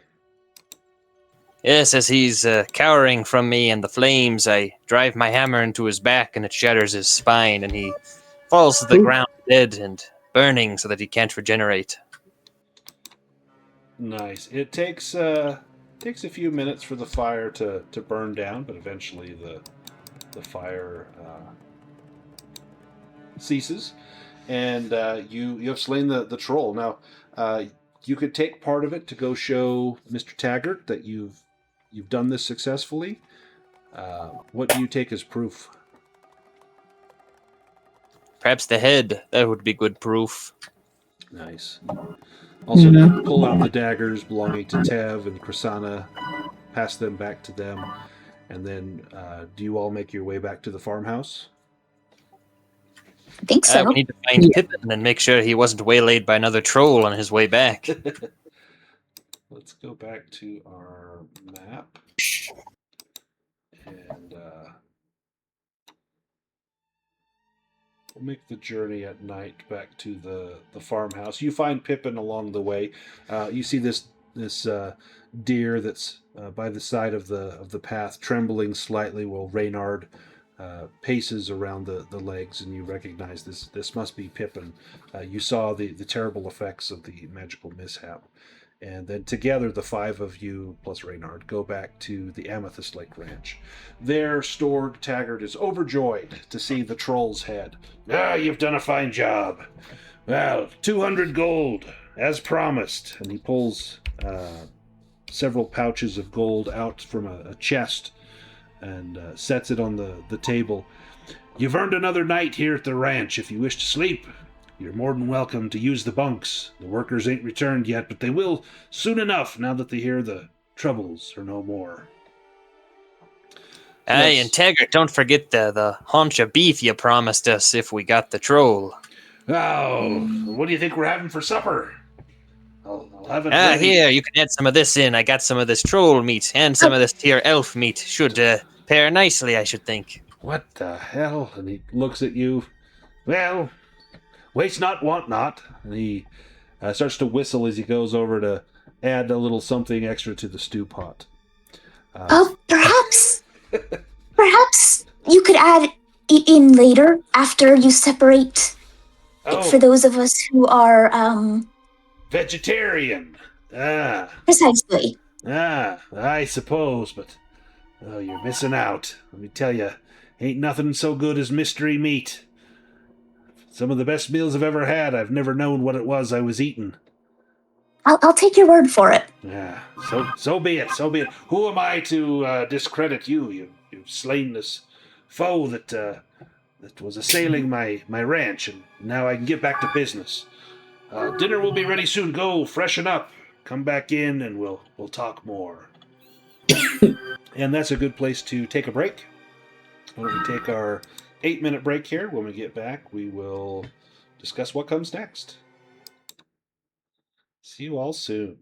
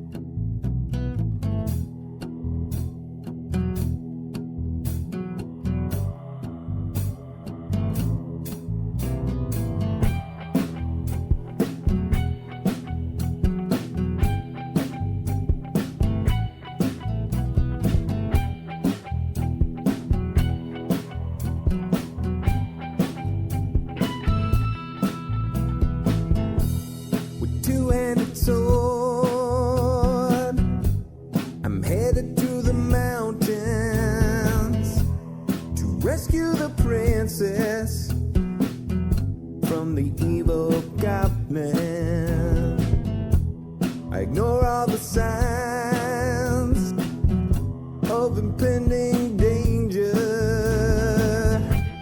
because I'm a fighter and not some crappy ranger. 47 hit points and a high dexterity, 17 for strength.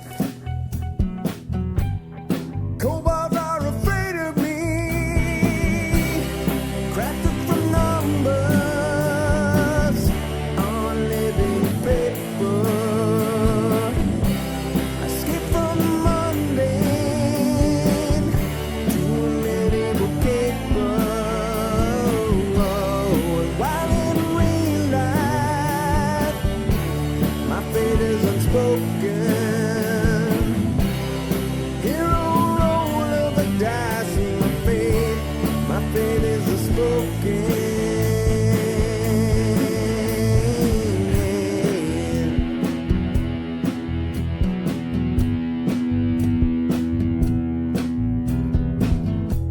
I locate the lair, but it doesn't make much sense to me. I think that the DM might be out to get me. A hero in armor and truth, bards tell my legacy. The flame of my torch illuminates the enemy.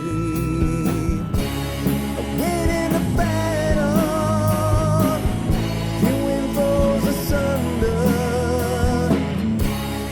Deeper I venture, the deeper I wonder. The bodies pile up before me, the corpses I plunder. The deeper I venture, the deeper I wonder. Crafted from numbers on living paper. I skip from the mundane to a medieval caper. And while in real life, my fate is unspoken. Hero roll of the dice, and my fate is unspoken.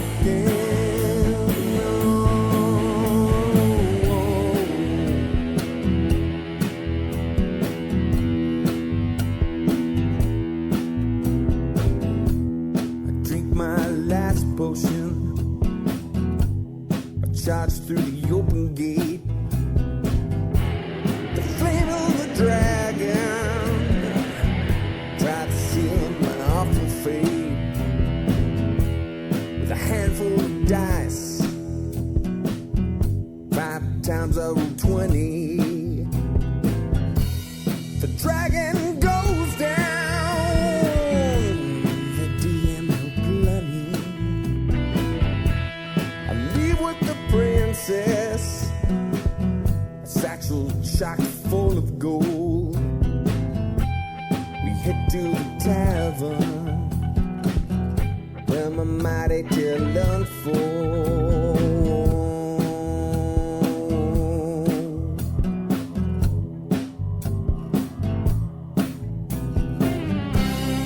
Crafted from numbers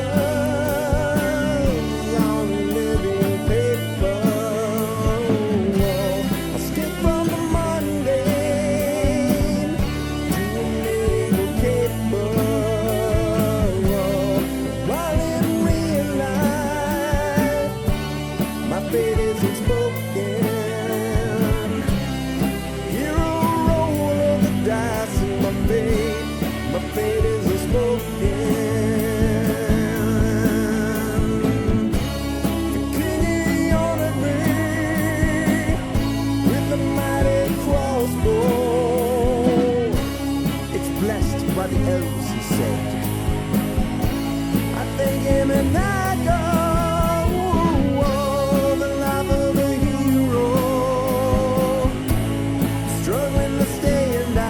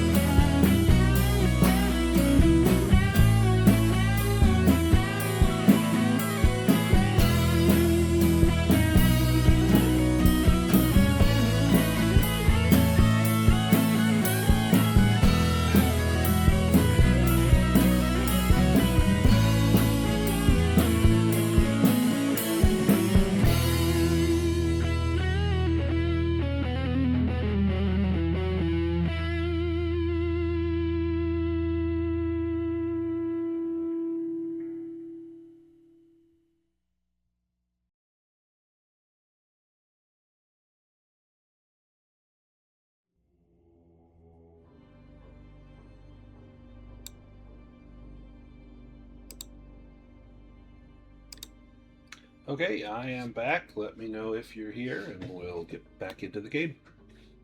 I am back as well. Hello, hello, hello. Present. Excellent. Waiting on Alex, and then we'll be ready. I'm here. Alex, excellent. Let's get back into it. So we're back at the ranch. We can have a full night's rest if you all want to sleep. That also means that, Pippin, you get to roll a 1d4. If you roll a 1, you wake up as Pippin again. Oh, no. You will be a deer yet again. And Storg is curious. Where did your little friend go, and why have you brought this deer at my farm? Is this to be thrown into the pot? I'm a fondness for venison. Oh, please don't eat this deer. This is our friend. Oh, curious. Well, he's seen better days, I take it. Yes. Magic. You don't have to tell me. My lady wife, before she died, she was fond of the magic, could make things grow like no other, but, well, one day the magic took her, and I never did see her again. Oh, that's how she... That's how she passed. She was out in the garden. Next thing I knew, there was not there but her footprints. Maybe she turned into an animal too. I suppose it's likely. I did eat well that winter. There was plenty of game around. I thought perhaps her spirit was bringing it into me. I would shudder to think that perhaps I ate her. Well, do you have any of her old scrolls lying around that you might want to sell to us? Old scrolls? Why, I might, but they're very dear to me. They're my last link to my one true love. But how much money are we talking? Well, you got one that would cast a spell. I couldn't cast it myself, but if we had a scroll, I'm sure we could figure it out. She's got some with this spell, some with that spell. I don't know the difference. Maybe try that spell. That one might be good. Here, I'll take you into her little library. You can take a look and see what she's got there.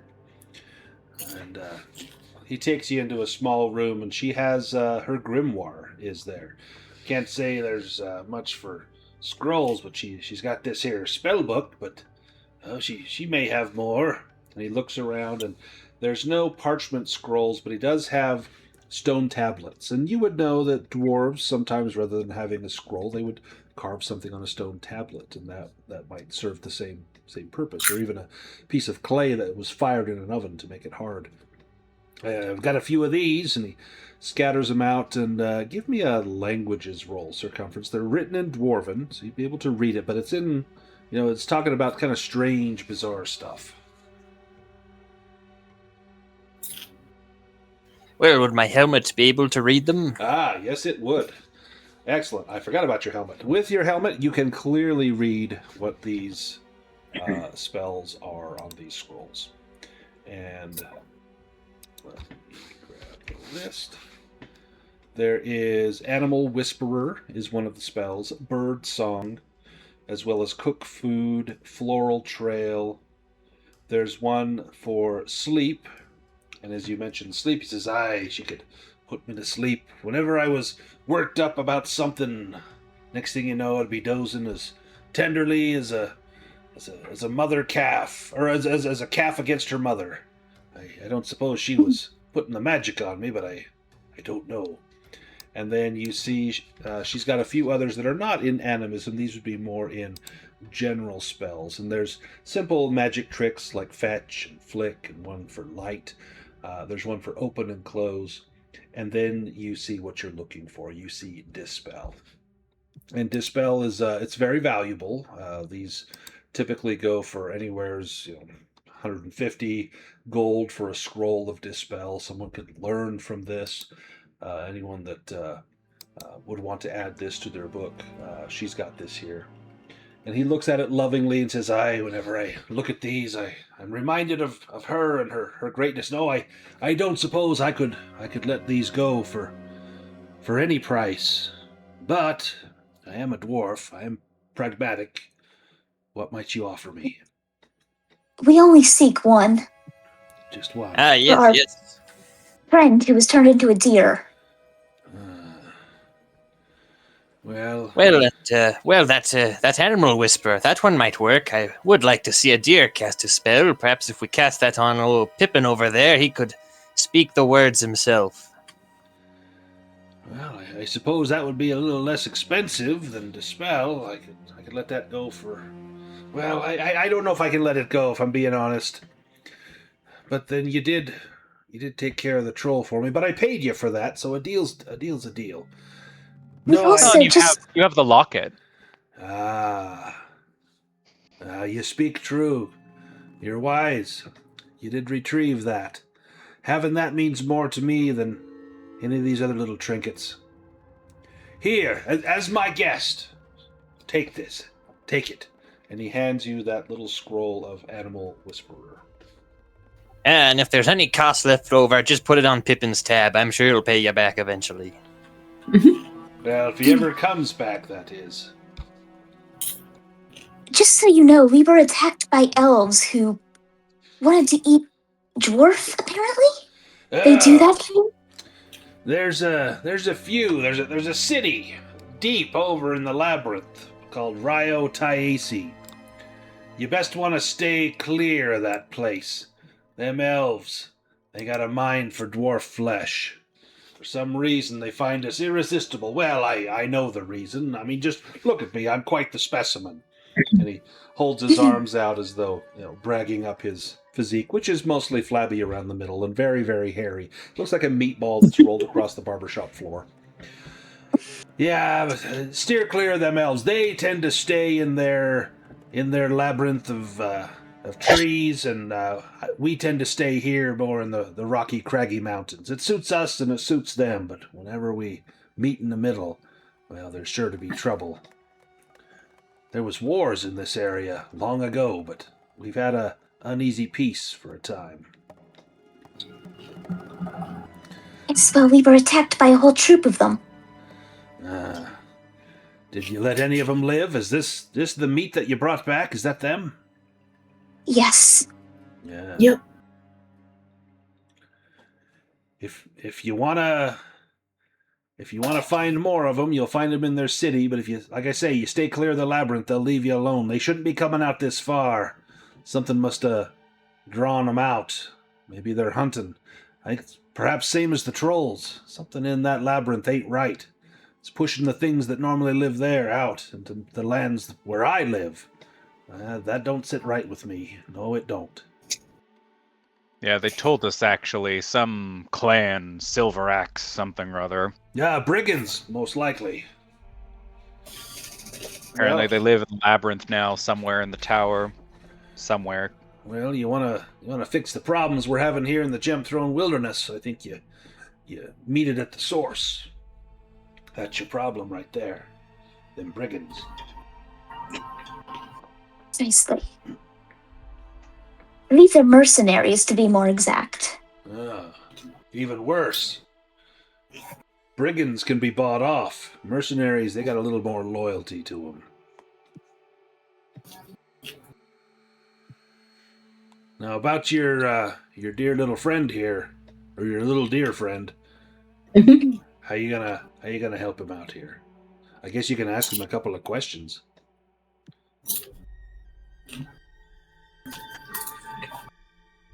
Well, I figured, what if we just ask him how to cast a spell, and then as he's telling us, perhaps it'll just change him back to a mouse.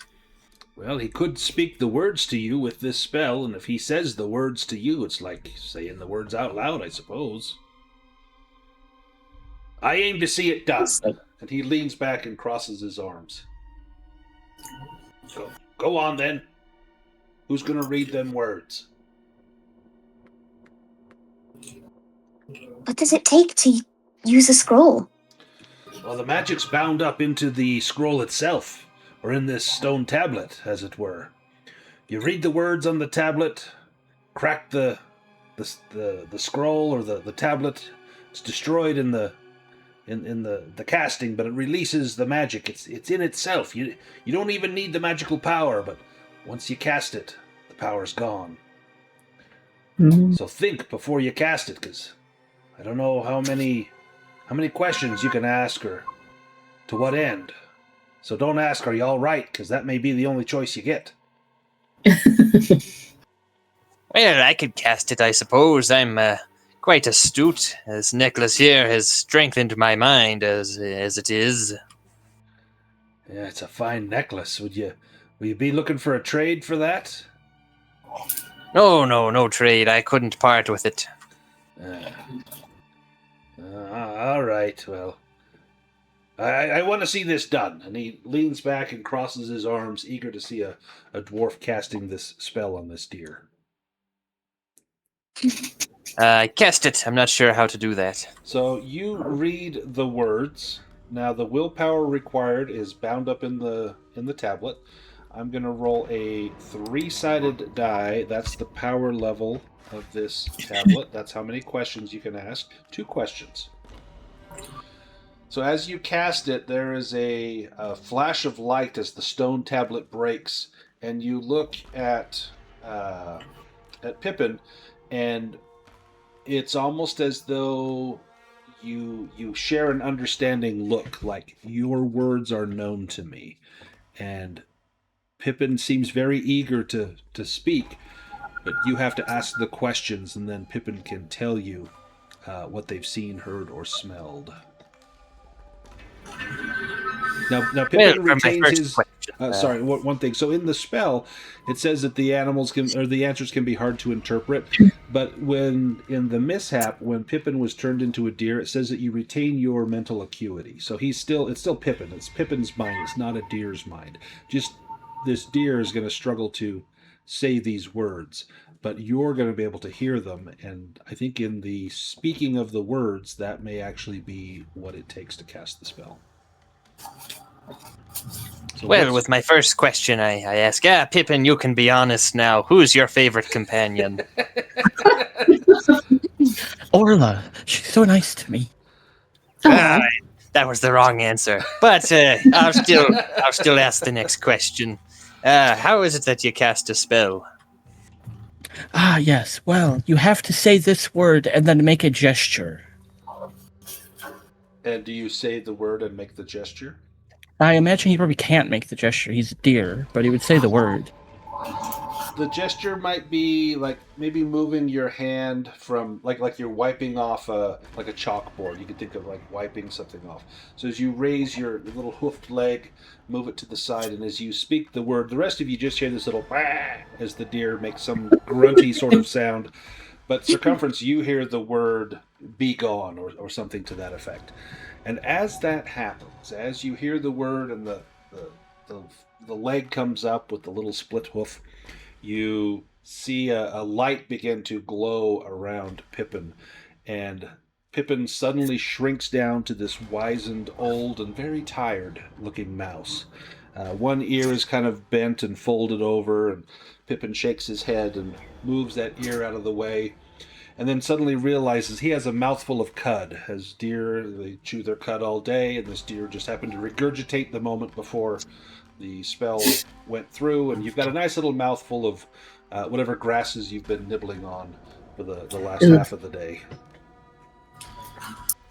But Pippin is back, and Storg says, "By the gods, I've never seen such things. First a deer and then a mouse. Couldn't you not have turned them back into a dwarf like they're supposed to be?" Well, I think you need a more powerful spell for that. Well, better a mouse than a deer, I suppose. But if you want to be a dwarf, well, I think you're going to need magic. Karn Buldar, there's a mage in town. She could probably turn that poor mouse back into the dwarf that it once was.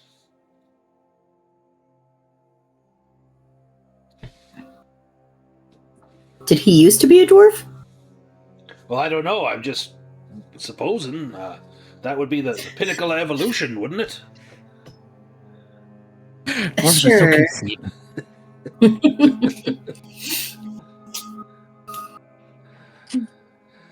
Well, nevertheless, it's been an eventful day. I've gained back something valuable to me, and I've lost something valuable as well in that tablet, but you've also gained back your companion, and I've got my farm back. That's all that matters now.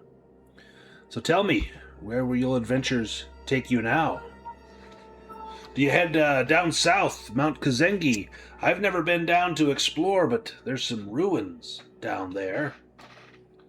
You could go up to the top of Mount Kavreep and look over into that labyrinth of shadows and see what lies out there as well.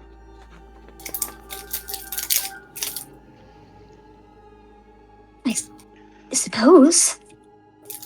I wonder what has the most treasure. We did find a treasure map. Oh. Well, Mhm. Can you share with me this map? Maybe I can make heads or tails of it. With respect, we already know where we're going. Oh. Don't want me to see it. Afraid I'll beat you to it, eh? Well, you're probably right.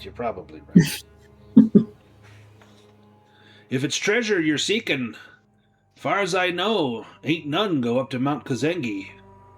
Said to be very dangerous up there. In fact, there's a great many terrible things up there. Spiders and rats and the like. No, that... Did you say spiders? Oh, big spiders. Like how big? Oh, these things, from what I hear, they're, well, big as them donkeys you brought over hauling that wagon. Big spiders. Ah, rats, you say? I don't know if Pippin would like that. No rats. No chance. No, the little rats. I mean, they're all little, but These ain't no little rats. These rats are the size of old Prowler over there, and he points over at his farm cat that's just sitting there licking his paws, now looking eagerly at Pippin again. Them rats would give poor Prowler a run for his money. Perhaps we obtain special potions for poison before we go there. Mm-hmm. go there. Why ever? I did say if. There's a road. Take the road down south. Take you right up to them ruins. I've only been as far as about a mile from the peak before I turned back. I value my neck a lot more than the thought of perhaps there's treasure in there. I have enough for What my did needs. What did the ruins used to be? Well, I'm not rightfully sure. See, these lands were first built by a group of folk that we call the Builders. And no one really knows what they were.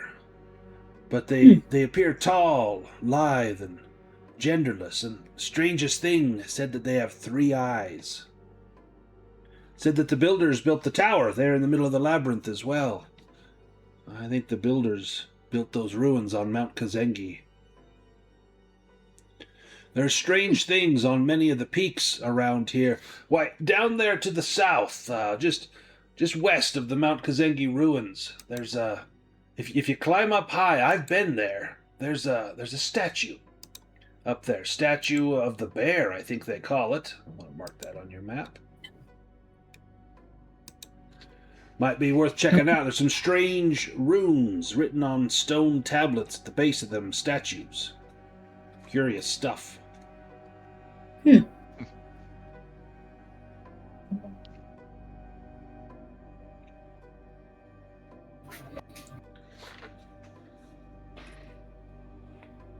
So where you be headed?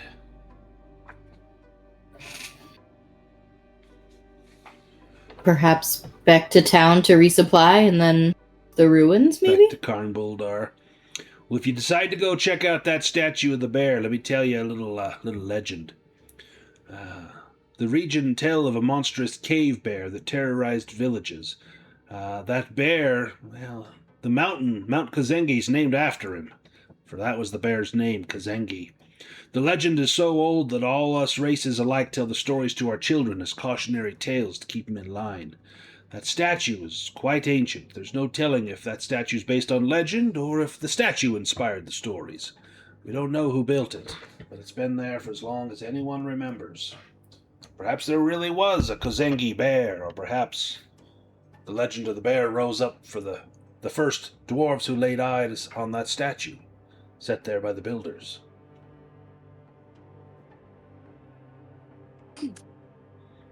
But if it's back to town, I wish you well. Travel by morning. Should be able to reach it in near a day. These mules of yours, they've been well fed while you've been away. I'm sure they'll pull the wagon hard for you. As long as we don't find more elves. Well, if I see any elves around here, I'll send them your way. No, Or thank shoot you. first. Seems as though you know how to deal with them. Yes. At least the locals. Yeah. Back to Karn Buldar. Yeah. You can take the road, or you can go along the edge of the lake and follow the lake up. That's going to be tough with the wagon.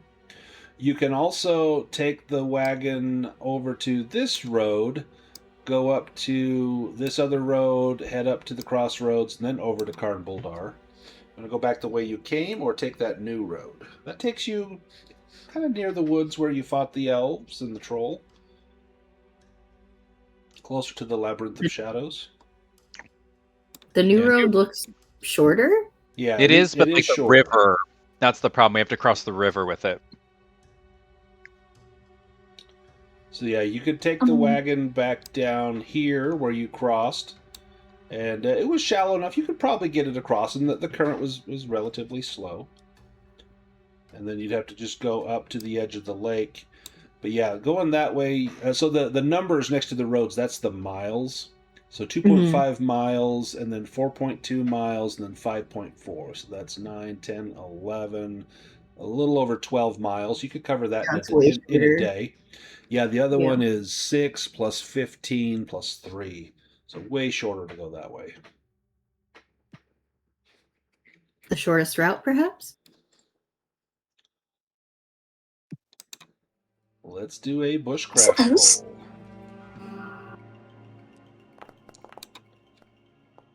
See a dragon.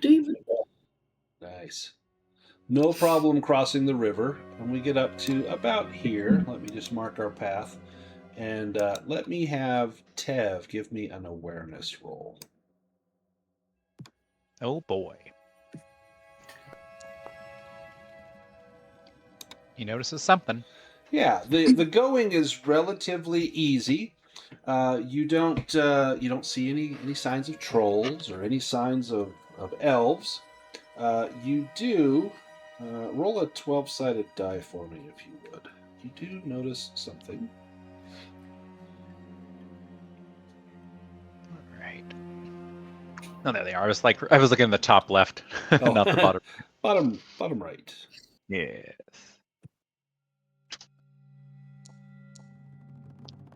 Oh, 11.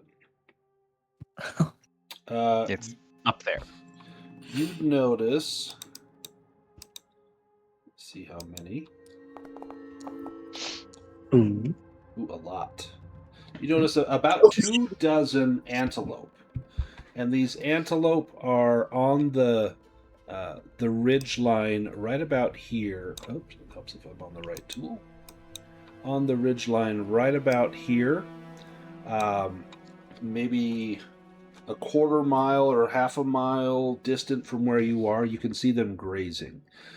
They seem to be in relatively peaceful, but they you see the males, females, and young there as well. This would be an opportunity to hunt if you chose, or you could continue on to Karn Buldar. Yeah, Tev is not much of a hunter, but he'll definitely point it out. It seems very picturesque, as I'm sure we can. Yeah, very beautiful. Yeah, look up or down, I guess, as the case would be down at Karn Buldar. So yeah, very scenic. So yeah, in case anybody else wants fresh meat. You guys want to take some time to hunt, or just continue on? There's no reason not to. Yeah. To get edible meat. Yeah. Hunting and fishing roll would be good. Don't worry about edible meat. I got plenty. Here, have some of this jerky I've been drying out. I think I'll pass. I'm a bit of a picky eater, you see. Well, suit yourself. So Orla, the antelope are very skittish, and as you start to get closer, you see them looking at you cautiously, and a few little bleats, and they begin to notice your presence. But Chrysanta, you're much smaller. It's easier to hide. There's not a lot of cover here other than rocks. You can crouch low behind those rocks that maybe Orla struggles to hide behind. She would be better suited in the trees. And you get close enough that you think you could potentially take one down. Now, have you got a ranged weapon? You could throw a knife. You're going to have to do a sneaking roll to get up close if you want to try and take one with a dagger. I think she's going to try to do that, yeah. Okay. Like sneaking. You know what? I think she really wants meat that isn't from circumference. Isn't I think questionable. she's probably... Wow, okay, Oh, wow. well... You get to within throwing range, and as you rise up to throw, the antelope, almost as one single organism, turn and bolt and begin to bound away along the rocks. And they're on to you. You got awfully close. The hunger for something that you know where it's been sourced was strong, but they elude you this day. Oh, well. Let's make the journey back to Karn Boldar. Yeah, almost back to town. They will not be hunted. They refuse to be hunted today. Let's do a bushcraft roll as we make that last couple of miles stretch to Karn Boldar.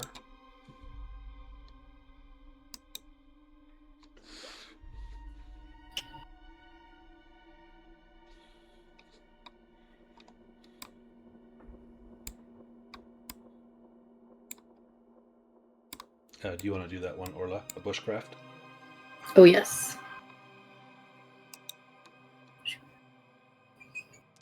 Tev could try, but it, might not be pretty. Orla's got a lot of equipment that adds to it. Yeah. No worries getting back to Karn Boldar. Let's go back to our map. Karn Boldar. And you arrive. It's evening time. You come in, you're over here near the Traveler's Inn. If you want to take the mules over to the stable, you can, and they'll be watched over and fed and brushed down if you want to leave them there.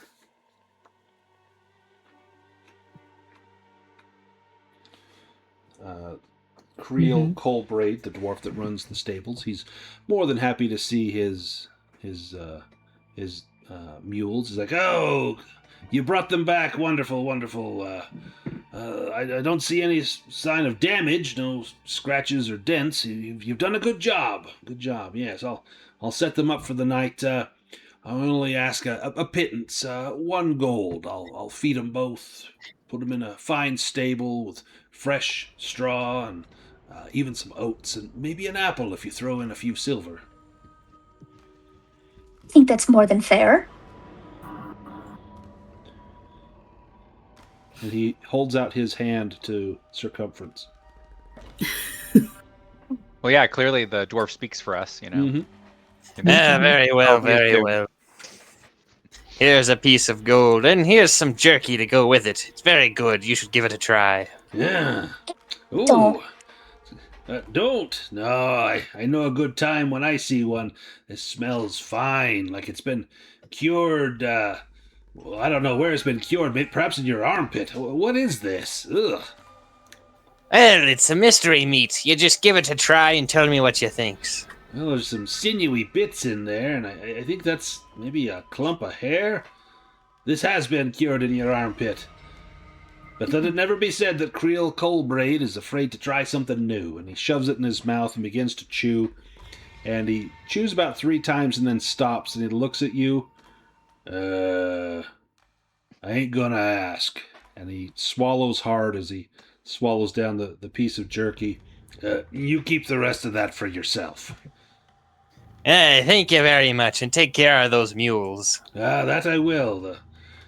He goes over and he's you see him speaking softly to them. Clearly he loves the animals that he tends.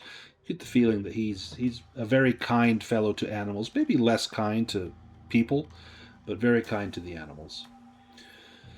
The Traveler's Inn is crowded tonight. Vander Banderfist, the heavyset dwarf that runs it, is more than eager to welcome you back in town.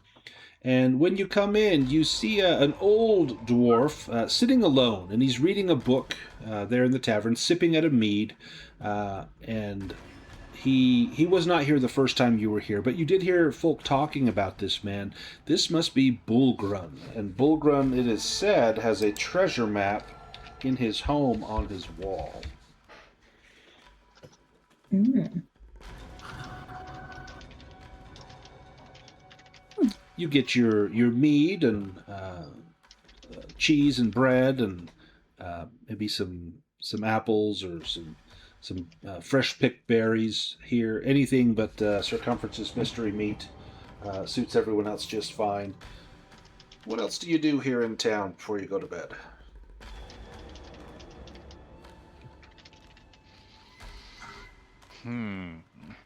I believe one of the party had gone to a less than public shop. I know Tev was interested in getting some equipment. Like, I do want to get some marbles for him again and maybe see if they might have a better tool for picking locks, that he might be more efficient with such things. Yeah, the general store run by Handel Umberdor. I think that's where Orla went and purchased those arrows. Kind of the black market in town. Yeah. I think Prasanna will also go. Okay. We can go there to reprovision. Anyone want to go anywhere else while some go to reprovision? Pippin or Circumference? Circumference would like to go to the outdoor market. He's got some shopping he needs to do.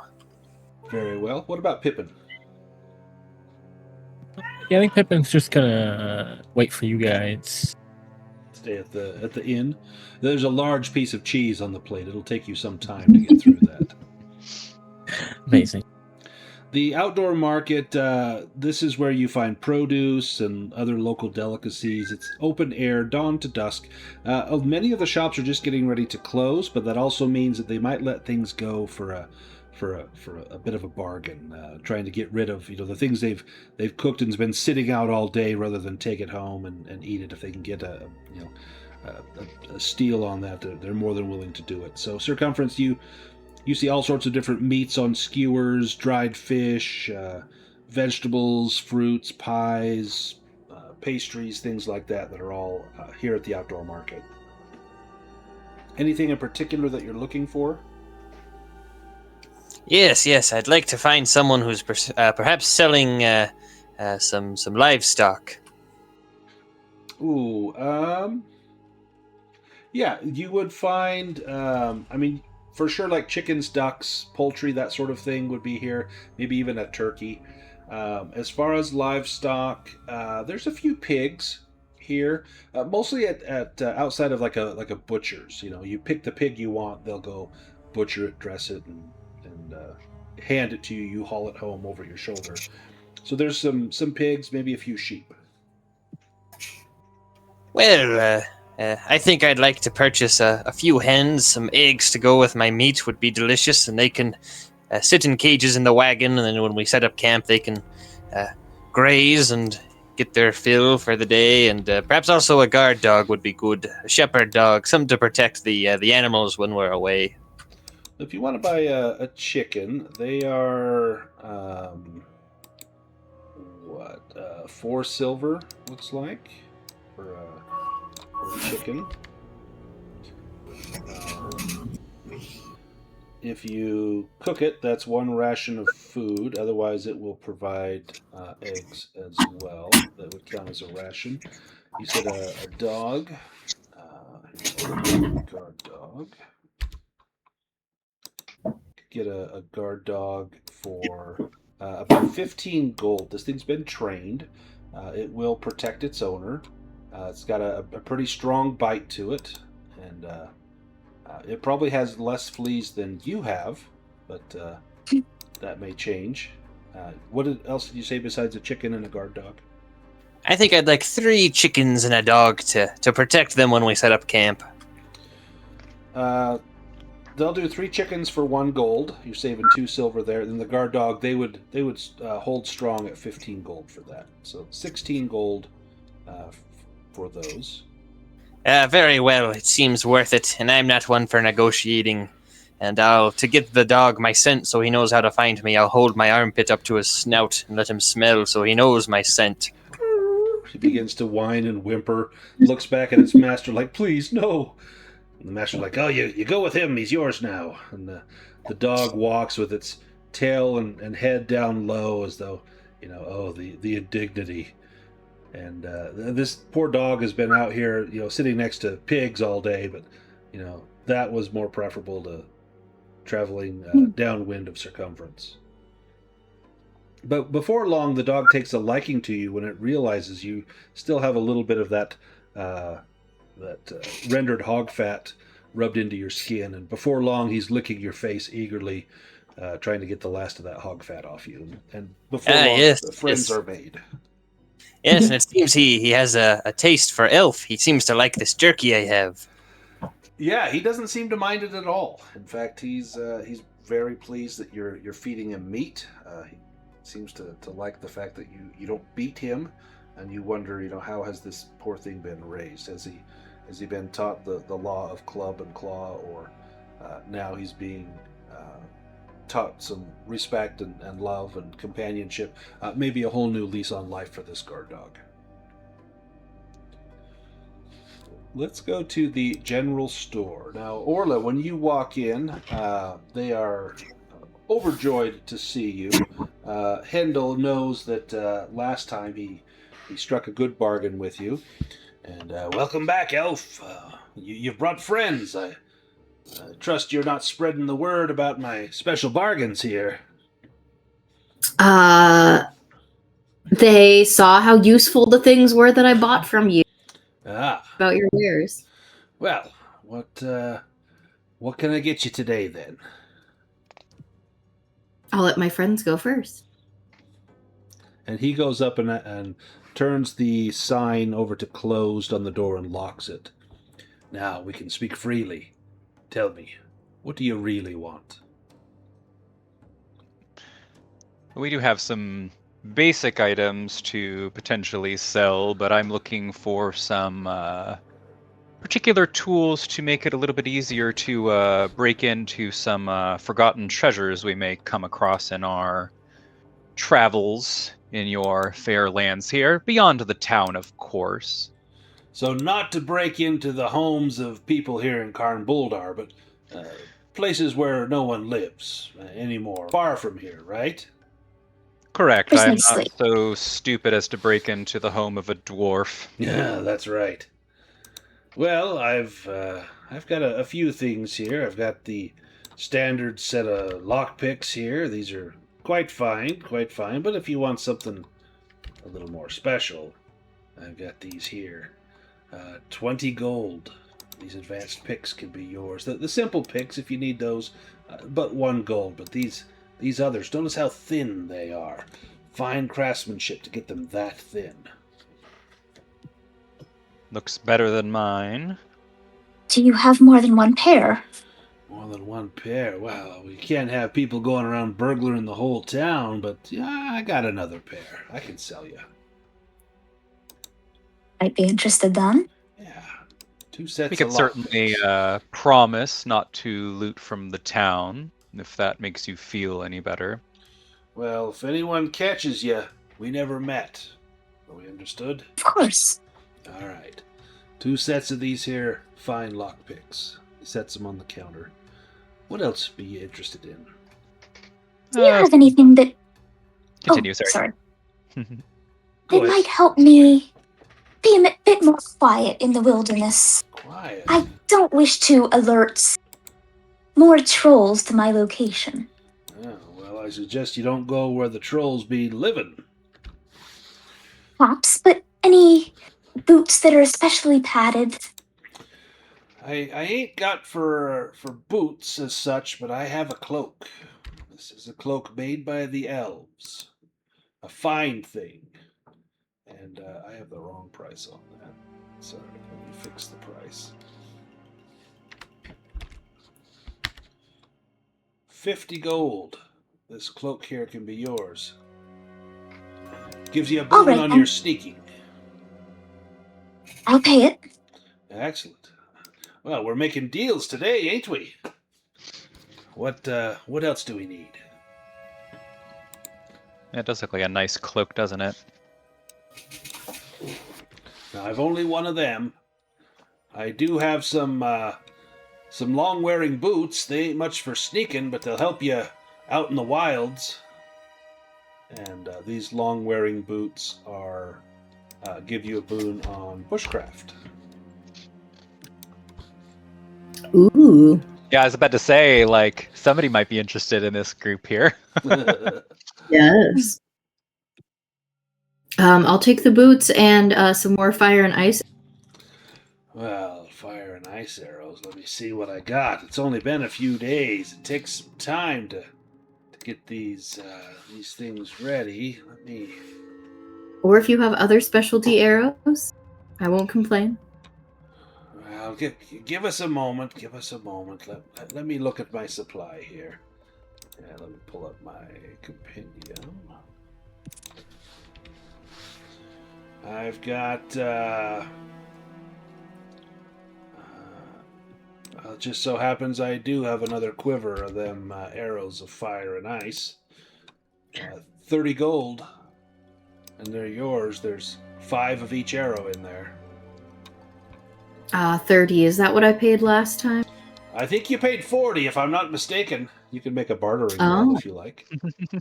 Sure. And you know you're amongst barterers as well if you're concerned Yep. about your own success. Yeah, I am concerned about my own bartering skills. Oh, is I am- Chrisanna particularly good? Yeah, I'm telling you, you paid more last time. I'm giving you a bargain, but at the same time, I can't be having a lot of these things being seen out in the public. It's bad for business, if you know what I mean. These are supposed to be on the down low, so I got to charge accordingly. I can help you for 25. Oh, do you push that roll? Yeah, I'll push it. 25. Oh, this is a charisma based one, right? Okay. Uh-huh. Ooh. Oh shoot. Is, Nice. you know what? 25 was good last time. 25 will be good this time. 25 it is. Last time. All right. Oh, you caught me. You caught me. Ah, all right. Here on forward, 25's the price for you. I appreciate it. Now, what else? Do you have anything that might help me with ease of movement? Ease of movement.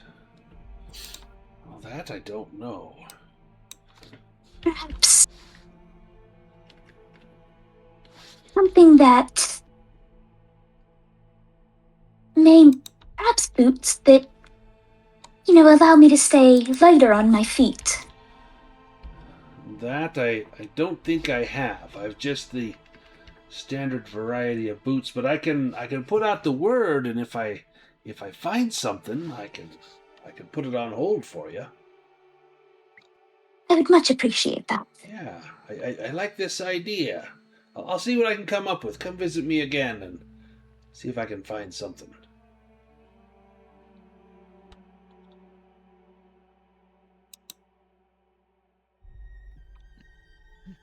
And I think for Tev, just kind of basic stuff would be what he was hoping for, like marbles and a backpack, because he is very limited on his carrying capacity. Definitely have the marbles here for you. Got lots of them. And let's see, a backpack. I got a few packs here. Let me find a good one. one that I think will suit you well. This one's long wearing and definitely matches your skin tone here. That's important, you know. 3 gold for the backpack, and well, the marbles 1 gold, 4 gold total for the backpack with the marbles. That'd be fair. Very reasonable. And then, are you aware of a fine clothier in town? Sure. If you go down to the crafter's quarters, you'll find the clothier. But if it's fine garments you're looking for, I've got a few things here. Fine silk shirts and some fancy corduroy breeches and hose that, you know, not just for women anymore, no. We've seen a few men wearing hose. No dwarves, mind you, but a few elves. You know, you'll see the elves wearing hose. Do you have anything in my size? Your size? Let me see. As far as fine clothing that's your size? Well, I don't want you to take any offense, but I do have a small, well, it's a rather nice outfit, but it was intended for, how shall I say this? It was intended A child? Yes, for a child, yes. If that's okay with you, you'll look lovely in it, I'm sure. But it would fit you, I promise. It's not my first experience with that. Yes, I'll yes. take it. Excellent, excellent. As long as it isn't frilly. Oh, no, and you, hang on, and he goes back, you hear like a ripping sound. No frills at all, none whatsoever. And he produces this outfit, and it looks almost like, you know how like little kids would wear like a little sailor outfit or like a little, like a, you know, something that looks regal. It looks like that, like someone would dress up their little kid and like, oh, look how cute. And so it's a little patronizing, but it is very nice. Like you could wear this and people would remark, oh, look at those clothes, and then they would see you. Rather than, oh, look at those clothes. This would definitely give you a positive modifier on charisma-based rolls. Prasanna would get it. Perhaps at some point try to make it look a little less childish Yeah. later on. You but could definitely in the modify meantime. it. A crafting roll. You could even go down to the crafter's quarters and they could add like epaulets or something on it. Or take off the epaulets maybe. You know, maybe make it look a little bit more form-fitting and less childish. Yeah, then I think Tev would probably be interested in the fine garments as well, but then his last question would be, do you have any perfumes? Oh, that I do. I've got a couple of wonderful perfumes. Here, give this a smell. This is, well, if the legend is to be true, it comes from a great sea beast. It vomits up this stuff, and they collect it and turn it into perfume. Ambergris, I believe it's called. I think that's a lie. I think this comes from flowers or some such. I have another that smells, oh, it smells lovely. This will allure any dwarf. It smells just like the inside of a whiskey barrel. Wonderful, wonderful stuff. I think I'll take both. There are definitely moments in which I would perhaps have a elf hesitate before attacking me. Perhaps a perfume of their culture Ooh. or sensitivities might aid me in the future, since we seem to be drawing a lot of elf attention. Yeah, I think that might make them think twice, that perhaps you're not to be trifled with. Do you have any cheaper perfumes? I would like to buy all of them if you do. Cheaper? Well, I don't think that I have anything cheaper. I don't want it to be said that my perfumes are cheap. I have some that are less expensive. Let's put it that way. They still smell nice. Incense. Yeah. Anything that would disguise the smell of a particular person. Is it a dwarven person? Yes. Pardon? A dwarven person? Yes. Yes, I have this strong incense. If you burn this, this thing will keep away mosquitoes as well as anything else. It smells very very pungent, let's say, but in a good way. Like you walk into an old lady's washroom, and there's a little basket of decorative soaps that if you touch one or use it to wash your hands, she'll hit you. They're just to look at and to smell. Lovely. I will take that. I actually have a brass censer Ooh. for Yes. burning incense anyways. Nice. So you could burn this in there and kind of swing it around, get the smoke all wafted around. Awesome.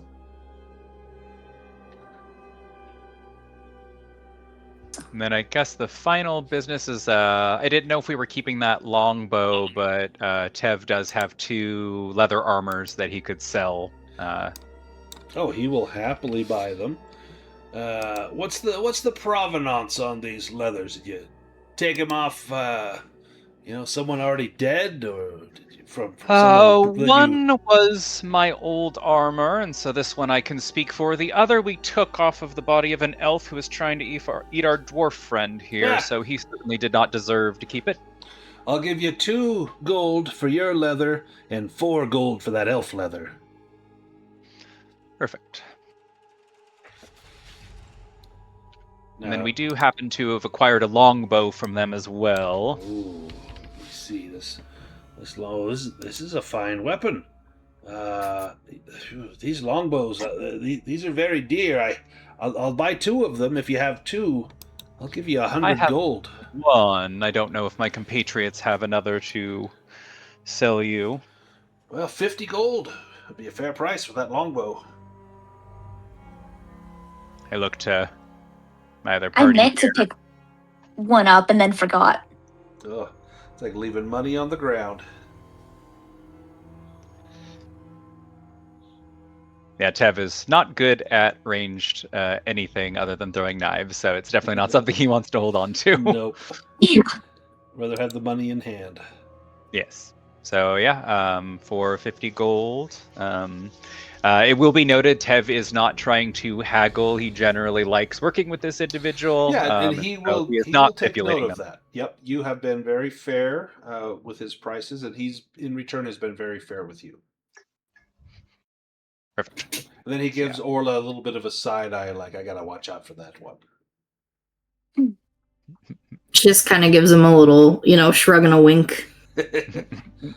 He's like, I enjoy the back and forth. It's like a little game of cat and mouse. Oh, sorry. Sorry, sir. He looks at Tev. I meant no offense.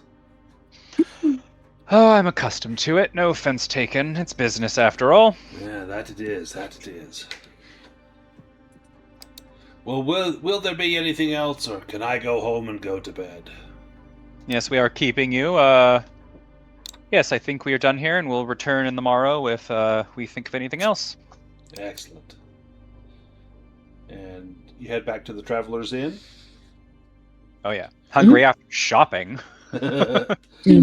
Now, at the Traveler's Inn, that's where Pippin has been, eating that little piece of cheese. And Pippin, you've noticed that Bullgroon, that retired miner that's reading a book and sipping his tavern. Every now and then he glances over at you, and finally he gives you a little smile and says, young master, we don't get your kind in here very often. Tell me, are you a mouse or are you a squirrel? I can't quite see from here. Well, some of my people might be offended by that, but no, you've been kind with all this cheese. Yes, no, I am a mouse person. There are mice that aren't like us. We just have something more of a, mental acuity, but no, I'm a mouse. Oh, what brings you to Karn Buldar? These lands are dangerous lately. Yes, well, most lands are dangerous, especially when you're as short as I am. My home was destroyed by deforestation, so I just came to the nearest forest, as it were, untamed land. I might settle down here or die or, find somewhere else to go. We'll see where the wind takes me. Look, my days of traveling and exploring are all but over. I've a map back home. I don't right know where it leads. I can't read the words, but I believe it leads to some treasure. Would you be at all interested in this map? Theoretically, yes. I suppose I know for sure that my companions would be. Well, I don't see your companions here, so I'll let you speak for yourself. Do you want it or no? Well, what is the catch, I would ask? Well, the catch is that whatever you find there, you come back and you tell me. I'm past the age of going myself. I wouldn't know the first place to look. There's some words on there that I can read. It says south of the wood. There's some other words that I can't read. It's not Dwarven, it's not Elvish. I don't know what it is. But I won't be going there, and, well, I don't really fancy the folk in town. They're quite rude to me, you see. They say I'm too old, and, well, it's true, but you have a kind face. If you'd like it, I can go home and fetch it and give it to you. Yes, you are a kind sir. I'm most curious about this. I'm a scholar myself, but even if not, one of my companions can read all languages, I believe, so... Oh, that would be a great boon. Yes. Surely we'll share what we find with you. Well, let me go and get it then.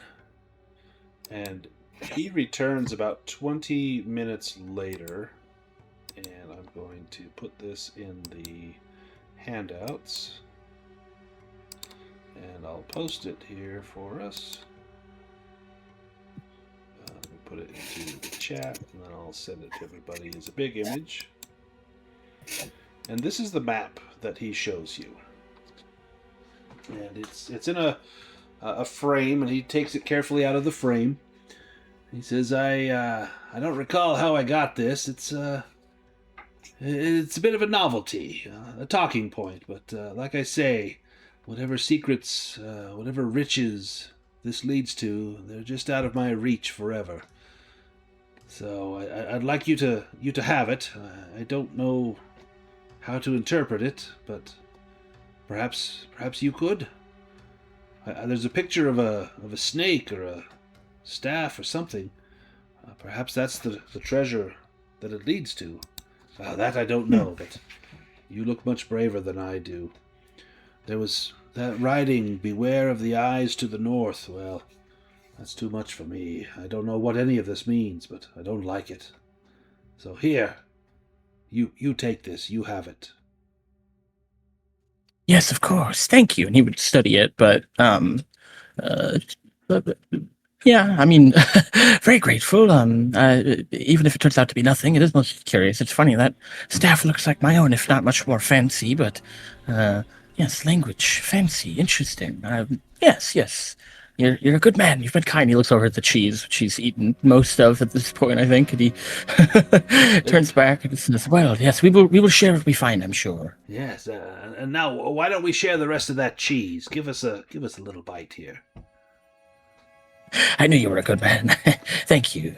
And he pops it in his mouth. And as the rest of you come back into the Traveler's Inn, you see Pippin seated next to this old retired dwarf, and there's this parchment on the table, and they're both kind of chuckling over this plate of cheese that they're both popping little pieces into their mouth. Maybe Pippin's got like cheeks bulging with cheese, and this Bulgrin's trying to stuff as much in his mouth as he can, and they're both just having a wonderful time. First in, we'll say, is Circumference. What do you do? Yes, Circumference would likely want to secure a room for the evening first, so he'll see that he gets a room secured, and we'll pay for that. Yeah, no worries getting the room, and as it was last time, you can get either the single accommodations, or there's a large common room. Let me get that. That is in services. If you want the separate rooms, you're looking 5 silver. If you want the luxury room, that's 2 gold. And if you want to just go into the common room, that's 1 silver. I'll take the luxury room. That'll be nice. And get a tub and put some hot water in it. I need another bath. I got this hog fat on me. It's getting a bit sticky in some places. And they're like, oh, we just cleaned the tub. It's normally 6 copper for a hot bath, but for you, sir, 1 silver. There's a lot of work required afterwards. Ah, yes, 3 gold, and get someone to go find a sponge. I could use some scrubbing. And he lets out an involuntary shudder. Okay, yes. I'll fetch my boy. He needs to learn about the hard things in life. Oh, well, maybe, I could have Pippin do it. He's a good lad, little Pippin over there. I'll see if he could do it. He's a good companion. Pippin's mouth just drops open, like, what? And don't worry, I'll pick up Pippin's tab for the night. All his cheese is on me, and he can stay in that room. I'm sure there's a small hole in the wall he'll find comfortable. If the rest of you come in and go over to where Pippin is while Circumference is making arrangements for the night, you see that map on the table. Yeah, Pippin was going to look at that language. It's completely, not something he recognizes. Yeah, you could make a languages roll. Yeah, he was going to give it to Circumference pretty quickly, but definitely looking at it himself. So, Pippin, you can interpret it. You know that this is no known language. You suspect that this is actually a cipher. And so you would need to know the answer to the cipher. So being not a language, you don't know if his helm would be able to read that. So it's like someone made an encoded language. Mm-hmm. And his helmet will read languages but not decipher codes. And so you suspect that this is a cipher. And somewhere you would be able to find the key that would tell you what each letter represents.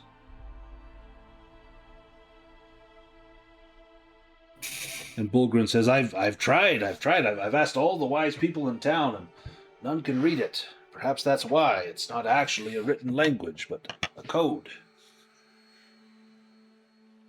Yes, perhaps the south of the wood will be where we find this translation, but there's no way to know. Perhaps we find it, perhaps we don't. Yeah. Huh. Does look intriguing. Perhaps it's these builders. Maybe it's their language. Or That symbol. could well be. Would not surprise me. Well, Circumference, do you go take a look at it? Well, I think that Pippin's likely deciphered all there is. I'm not sure my helmet would be of much use here. Yeah, if you try to use the helm, all you see are those same symbols. So it is definitely a cipher. It's not a language. Yes, unfortunately, we nothing there to decipher. We need the key. But you know what helps me think best, Pippin, is here's this sponge. Why don't we go get some scrubbing done? I like some suds to help me think. Ah, we've been over this. I can just do it with a snap of my fingers. We're fine. That's like the best spell you have, Pippin. Honestly, it's been his most useful spell so far. No chance of a demon on that one. Pippin wishes he was a deer again so he could gore Circumference. Well, this works quite fine. I'll have to remember that one, that you can do that. Fine spell there, Pippin. It is, isn't it? It was handy. Yes, I should charge for my services. Well, since you're saying charging, here you go. A piece of jerky for your trouble. That'll keep you full for a whole day. And Bullgrin says, "Ooh, jerky. I'm fond of jerky." Pippin turns to him and he's speaking to Sir Cornelius and saying, "Thank you very much," but he's looking at Bulgrin like, "Don't do it. Do not." And he takes it. Well, I am quite full. I did eat a lot of cheese. Sets the jerky on the table.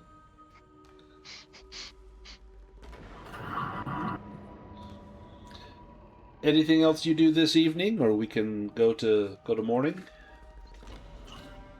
Did we split up the 200 gold we got from From for the troll? Starg, we should have each gotten 40 gold. Okay, let me add that.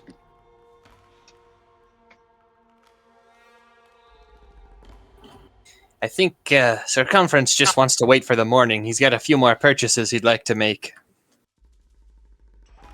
Oh, did we see the dog? Oh, yes, you do. Do you have a name for the dog? And Circumference also has chickens. Got several Oh, chickens stop. under one arm. Lovely. You could ask the dog if it has a name. How does Tev feel about this dog that's now joined the party?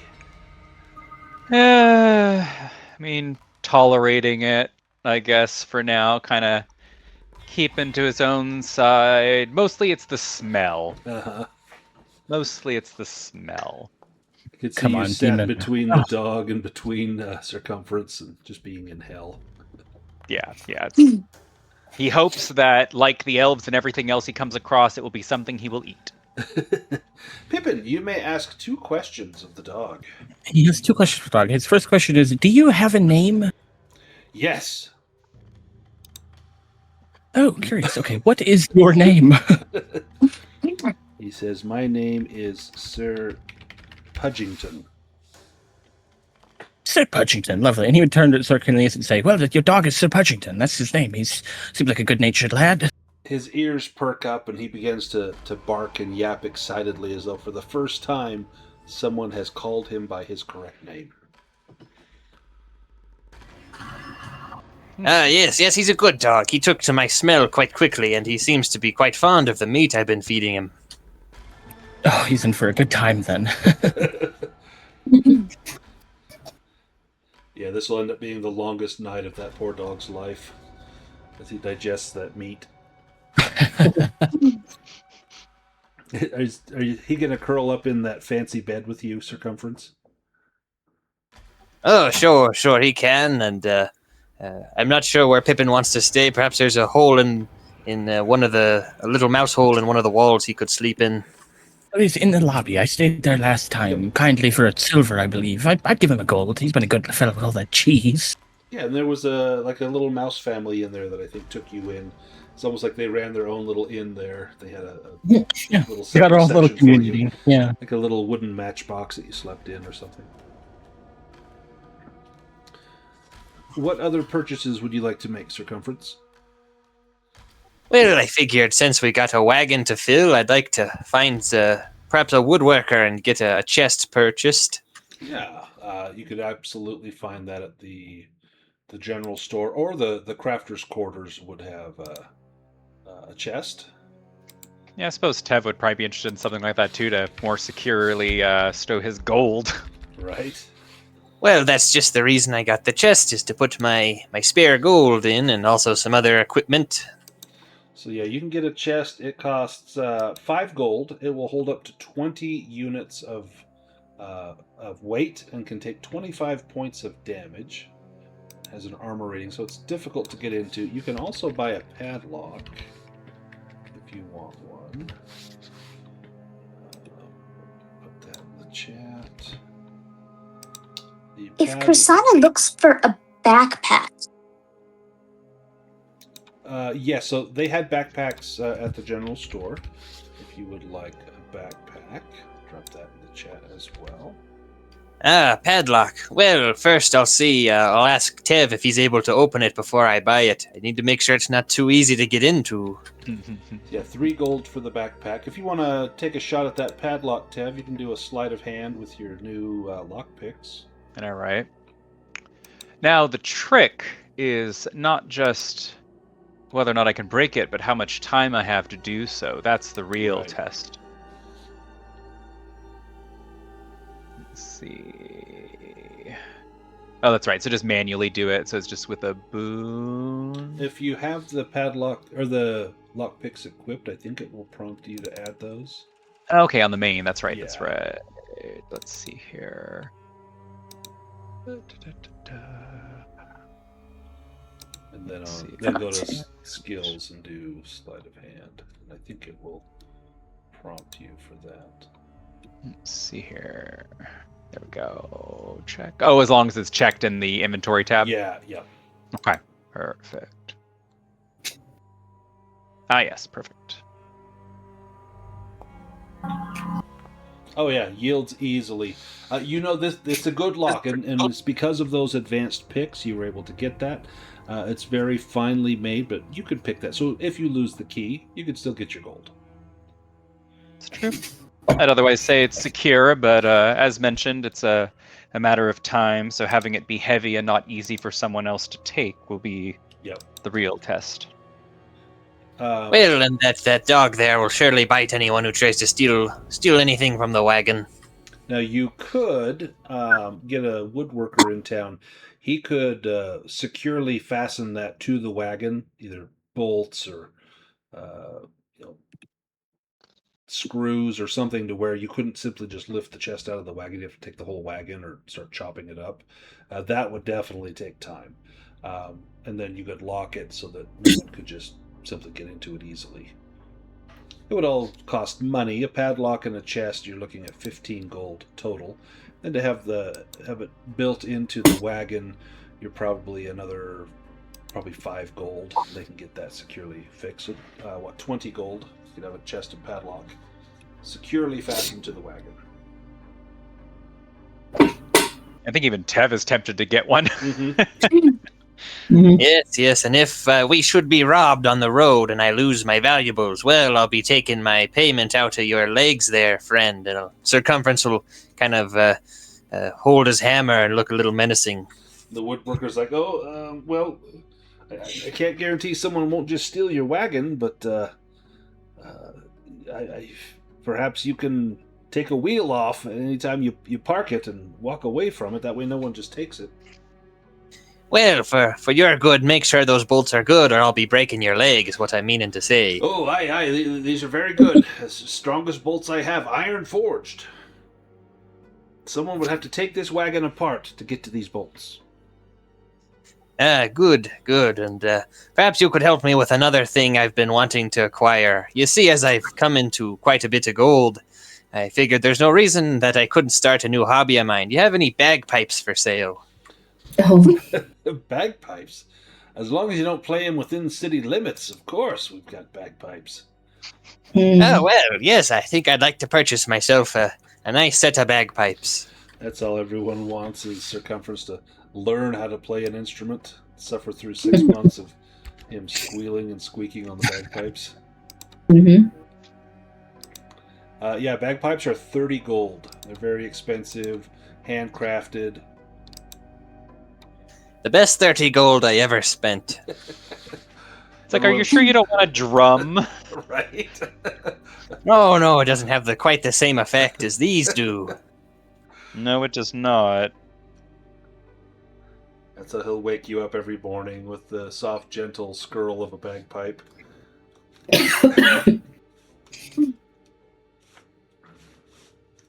Any other purchases in town? Well, one last thing for Circumference. He'd like to head back to the market now that it's morning. He'd like to see if he could find a goat to take with him. Ooh, yeah, I think you could find a goat. Like for food? You can. Well, I believe you can get a ration of milk each day from them. Yep. Oh. Yep. So 3 gold. You can buy the goat. It can be milked for 1 ration of food per day. You can also slaughter it. You could use that to make cheese, and that would probably keep Pippin happy. He might endure the stench of the goat and the dog and Circumference if he had a daily ration of cheese. Well, I think my total comes out to 53 gold for all of these wonderful items I've purchased. You have greatly enhanced the local economy here in Karn Buldar. Oh, yes, we have. I guess, is there anything akin to a bank? Because I think otherwise Tev will buy, a chest and a padlock, unless there's some sort of bank-like thing here. The closest thing to the bank, the guard barracks does have a payroll there, where they would keep money, or the temple is another place where you could leave money. They would charge you a small fee for storage, but it would be the most secure place in town. Yeah, I feel like that's what Tev would probably do then. He'll keep his excess gold there as opposed to carrying it around like a chest. Yeah, I think that's what he'll do. Yeah. And then, of course, the difference naturally is a tithe or donation to the temple. Exactly. Yep. So we'll do that. I'll still keep it in my stowing thing, and then we'll deal with the technicals in the future. Yeah. So if you're somewhere and you need access to that, you won't have it, but it's correct. less likely to be robbed. Yeah.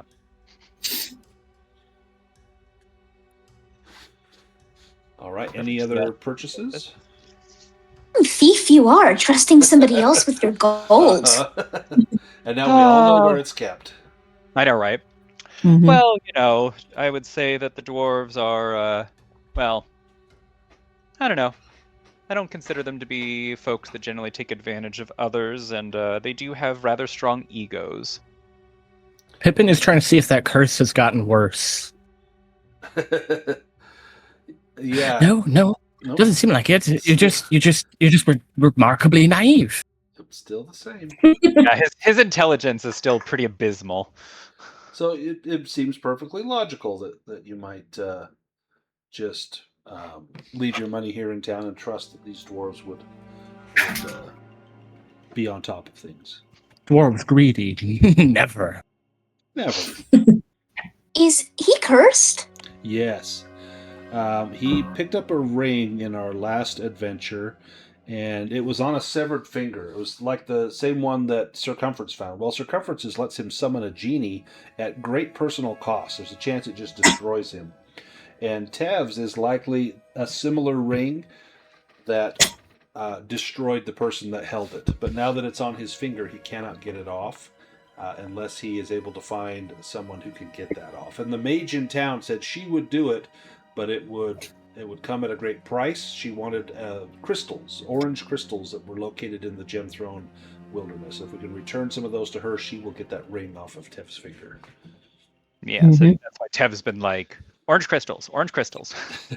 Well, Circumference did his best Froggy win a courtin', and it was a horrible failure. Lots of squealing and squawking and flatulent sounds coming out of that bagpipe. Circumference, they told you not in the city limits.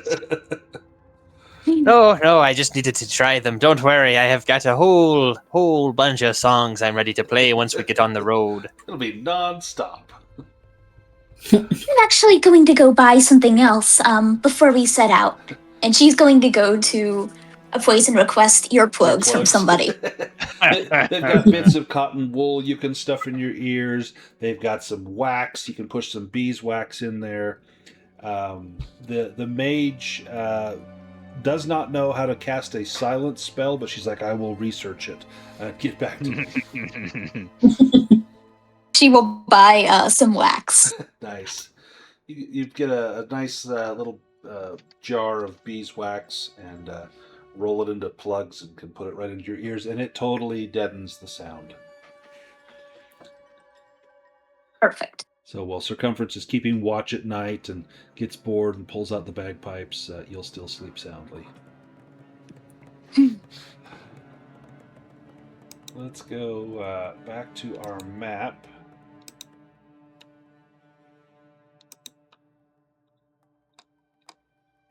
Where do you want to head from here?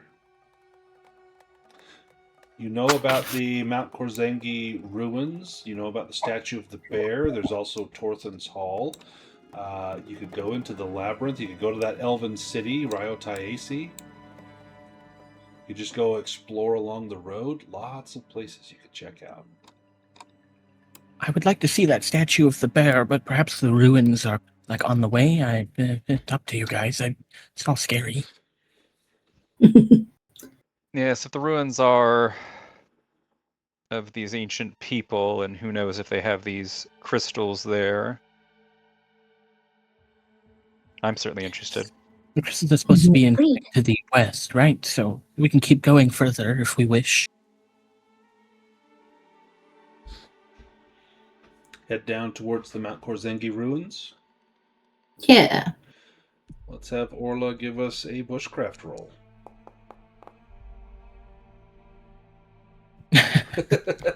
A marching song by Circumference. I mean, he failed better. Right? He's getting better. Practice makes perfect. Orla, I'll say we get down to this point. This will take us most of a day, and then we can travel a little bit further. Let's do one more bushcraft roll, and that will get us about to the ruins. Nice. With a Oh, dragon. a natural Nice. dragon. More dragons. Get to here. It's Dragon Day. I can't. Color Yeah. the lines apparently. us down here. As we begin to ascend, we come out of wooded and grassy area up into bare rock, kind of like Mount Cavrib. Same thing here at Mount Kozengi. And this is as far as Bulgrun had ever gone, was this far. But you can see up at the up near the top of Mount Kozengi where the ruins are. And the road here breaks from the dense trees, and a half a mile ahead, the ruins can be distinguished from boulders and rocks. All that remains here of the ancient buildings are some partially standing stone walls and foundations, which at one time may have served as a temple. The entrance is a 5-foot square opening in the foundation that's covered by brambles. And as you find that, you peer in, and you see that dim natural light illuminates the space from above, and the floor seems to be covered in animal droppings. There's a little shaft that heads down. Do you climb down into that? I don't see why not. Unless there's another way that seems to be an entrance. I think Krisanna will just sort of go for it. Let me Son of the Bold. Excellent. take us to Yeah, Tev is certainly more cautious by nature. Yeah. Krisanna is the opposite of cautious when it comes to things like this. It is the bold who fall into pitfalls. It's also the bold who get to the treasure first. Mhm. Fortune favors the bold, I've heard said. Now it is Precisely. it is dark in here. We'll need some source of light. Krisanna, do you light up a torch or something and take with you? I can help. Oh yeah, she has a torch. Nice. Oh, or that. Light. It's good to have multiple sources of light. If I go to 0 health, the light goes out. Let me No, Oh, no. So yeah, let me activate this. Krisanna, you're the first down. Everyone else is watching as you descend. And you arrive down into this small room. The floor's covered in animal droppings. The air is musty and warm, and you see 2 doors to the east and south. Give me an awareness roll. awareness. Okay.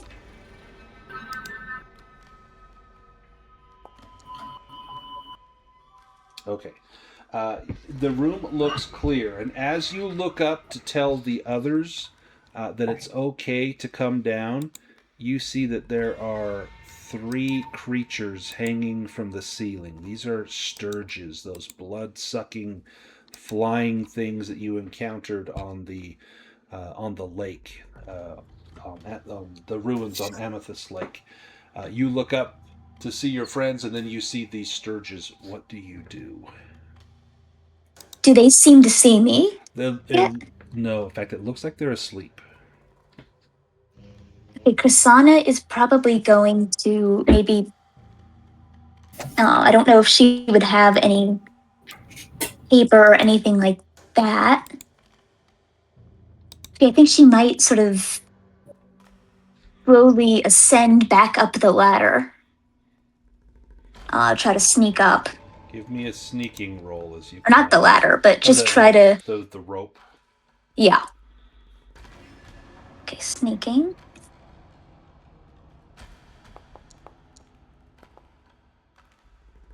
Yep, you get it. You can climb back up to the top.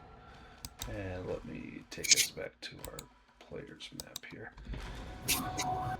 You reach the top, and everyone can see this look of surprise on your face. What do you say? Circumference, you might want to go first. Do you tell him what's in there? Yeah. There are sturges, blood-sucking. Why don't you go in first and then I'll follow you? Yes, and have Pippin come too. He can provide some light. That would certainly be useful. I was going to say, loath as I am, that you will need the light. I'm sneaky. I can go first. Or sit on your shoulders. I'll go first. All right, Pippin, you go down first. Yeah. Let me drop you onto the map. And I'm going to give you your light.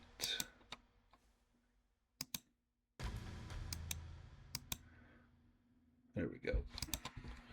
As you slide down, you see those 3 sturges, and they are indeed sleeping. The floor is covered in guano and other droppings, bones here and there. This must be where they make their lair. Does Circumference go down next? Sure.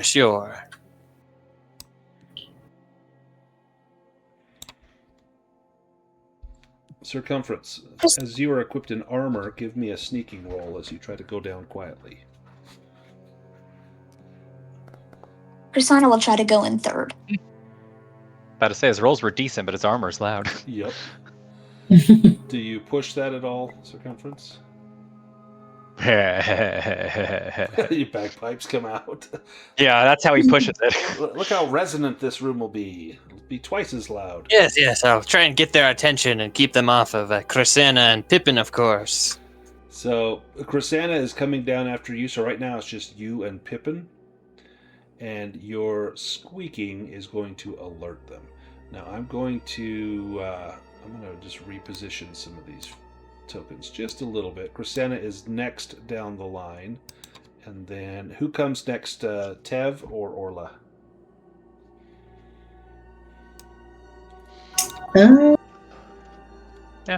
unless there's a preference. I feel like Tev would kind of look at Orla. They're ranged, so I could go down and technically Orla might be able to shoot something from up there. Yeah, from up above. Yeah. Okay. So let's go into initiative order. Crescena has not gone down, so then Tev will go after Crescena. Orla, if you get a shot, you could shoot at them. Let's go into... you guys want to draw initiative? We're Did just looking at the Crescena not overlay. follow Yeah. Circumference down? Yeah, so you're going after Circumference. So as Circumference hits the bottom, that's when the noise, all the squeaking happens that alerts I see. the sturges. And so you're coming down the rope right now.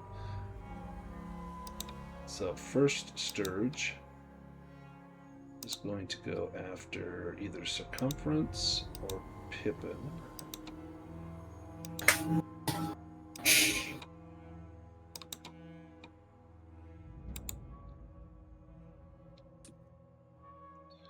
Goes after Circumference, as would be expected.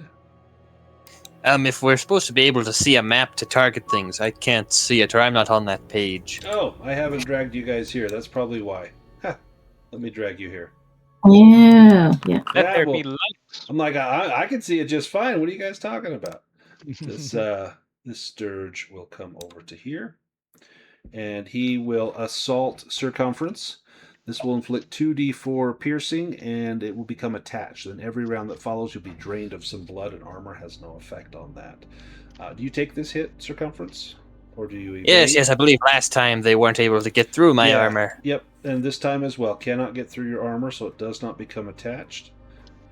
And then up next is Pippin.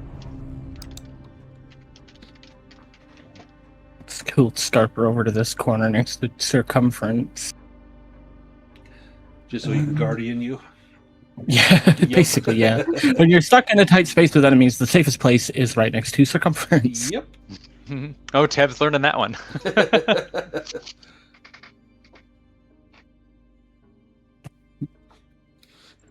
I mean, yeah, I think actually, looking at the initiatives, I think Pippin's going to try to topple this one, Nice. who just attacked Circumference.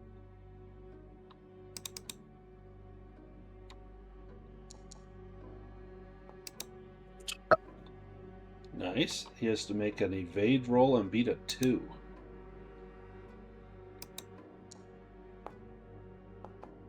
Oh, close, but no. He is toppled. Let me drop him over. Nice. Nice.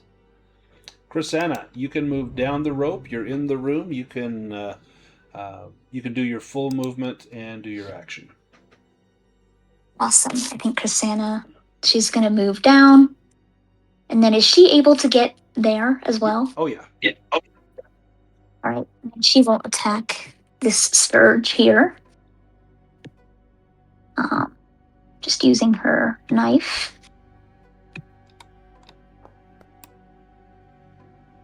Good blow. All right. Let's see the damage. Nice. Solid hit. This one in the corner will attack not Orla and not Tev. Go after anyone else. Goes after Krasana. Flies over. And actually, this will be Krasana and Circumference. Make an evade roll. If you fail, you become dazed. Okay. Whew. Nice. Circumference got it.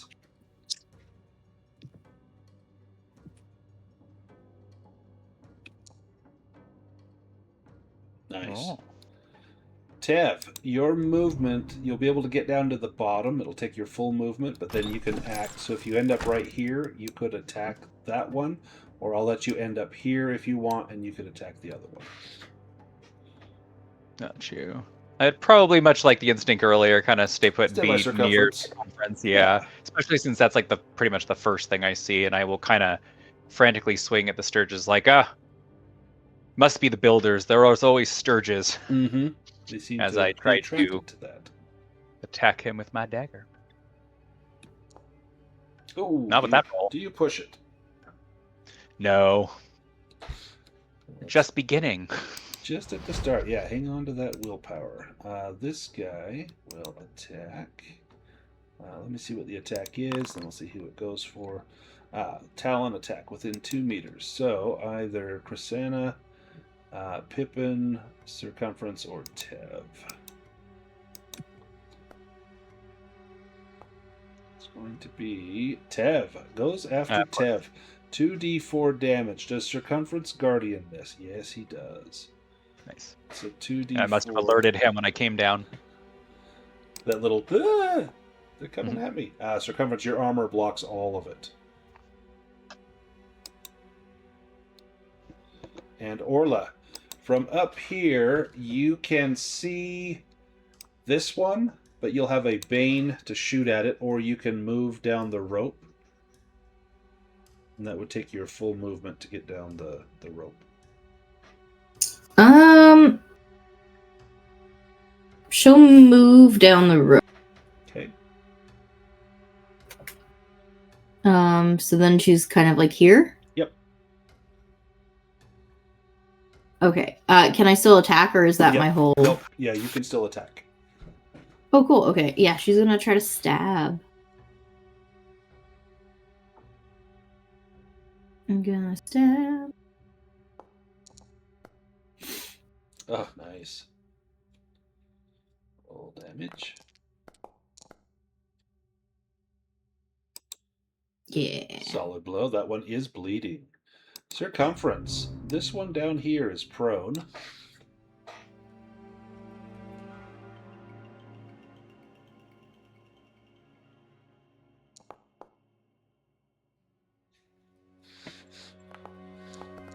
That one down there is going to be dead. Oof. Yeah. How do you pulp that one? Yes, I bring my hammer down, and it splatters the sturge, and it squirts juices and guts everywhere, all over the walls and everything. And all over Pippin. It's all right. It adds to his character. Krasana, you're up next. All right. Yeah, I think Krasana's going to try to attack that Sturge again. Okay. Worked last time. Exactly.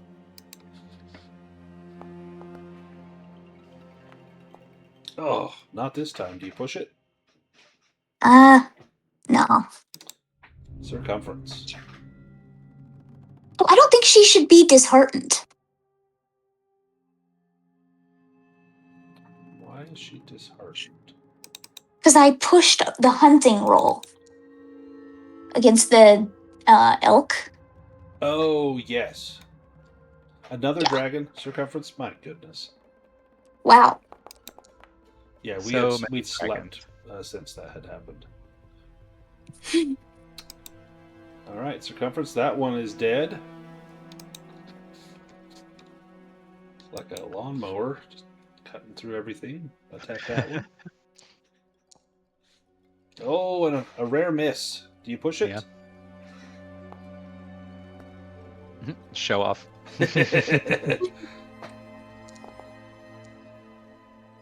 And that will do that one as well. Okay, how do you wade through those with your hammer and destroy the circumference? Yes, as they are trying to fly through the air, I bring my hammer down and it splatters them in the air, and now the entire party is covered in the guts of sturges and whatnot. Nice. So with the battle one, you see again the floor of this place is just covered in droppings and bones. It's musty. It's warm. It's pretty nasty. Yeah. Oh, Pippin, you clean the floors. As you clean off all of this crud and filth that's in here, you discover something. Discover a large orange gem hidden underneath the poop. Oh, most curious. Look at that. I just wanted to get rid of the grime, but well, exactly what we're Like looking for. Pippin like walks over like so much like zombie that's hungry and just like stands for him looking at this gem. And as you look at this gem, your thoughts go back to what the mage had said, or what maybe Yes. you had heard, that this could be the means for Tev to get rid of that that cursed ring. There's a picture of the large orange gem. Indeed. And this one is just covered, or was covered in sturge guano, but it is not anymore. Yeah, and you're now able to pocket that. There's also a couple rooms leading in and out, but I think our time is up, so this is probably a good place to stop as we pocket this gem. Tev, what goes through your mind when this spell goes off and there you see, just in a pile of sturge guano, you see that gem? I mean, definitely kind of like before, just kind of staring at it wide-eyed, thinking that's the closest thing to what he believes is that item thus far, and is definitely kind of eyeing Pippin, but knowing Pippin's nature, he's less concerned, but will definitely be attempting to haggle for it Nice. at some point in the very near future. So do you pocket that gem? I think, yeah, not even thinking about it, he does, yeah. So I look forward to seeing haggling, yeah. Nice. Let's go back to our landing page and we'll do some improvement rolls. Yes, I'd like to nominate Pippin for a focused after all those demons today. So I don't know if that's something that really requires a reward as much as a punishment. I actually get like the opposite focus. Well, the big thing is finding that gem, and it's super hard to find unless you do what you did and get rid of all the poop. Otherwise, I doubt you guys would have found it. So that Yeah, why would we look through poop? Right. Yeah. So I am inclined. I would agree. Let's do a focused, or do you want robust, Pippin? Focused makes more sense. Just, the gems for the mage, and he has a lot of magical failures, it's true. What a more session, yeah. Let's do 5 improvement rolls each, and we can start with Tev. If you're ready, or whenever you're ready, Tev, you can do your improvements.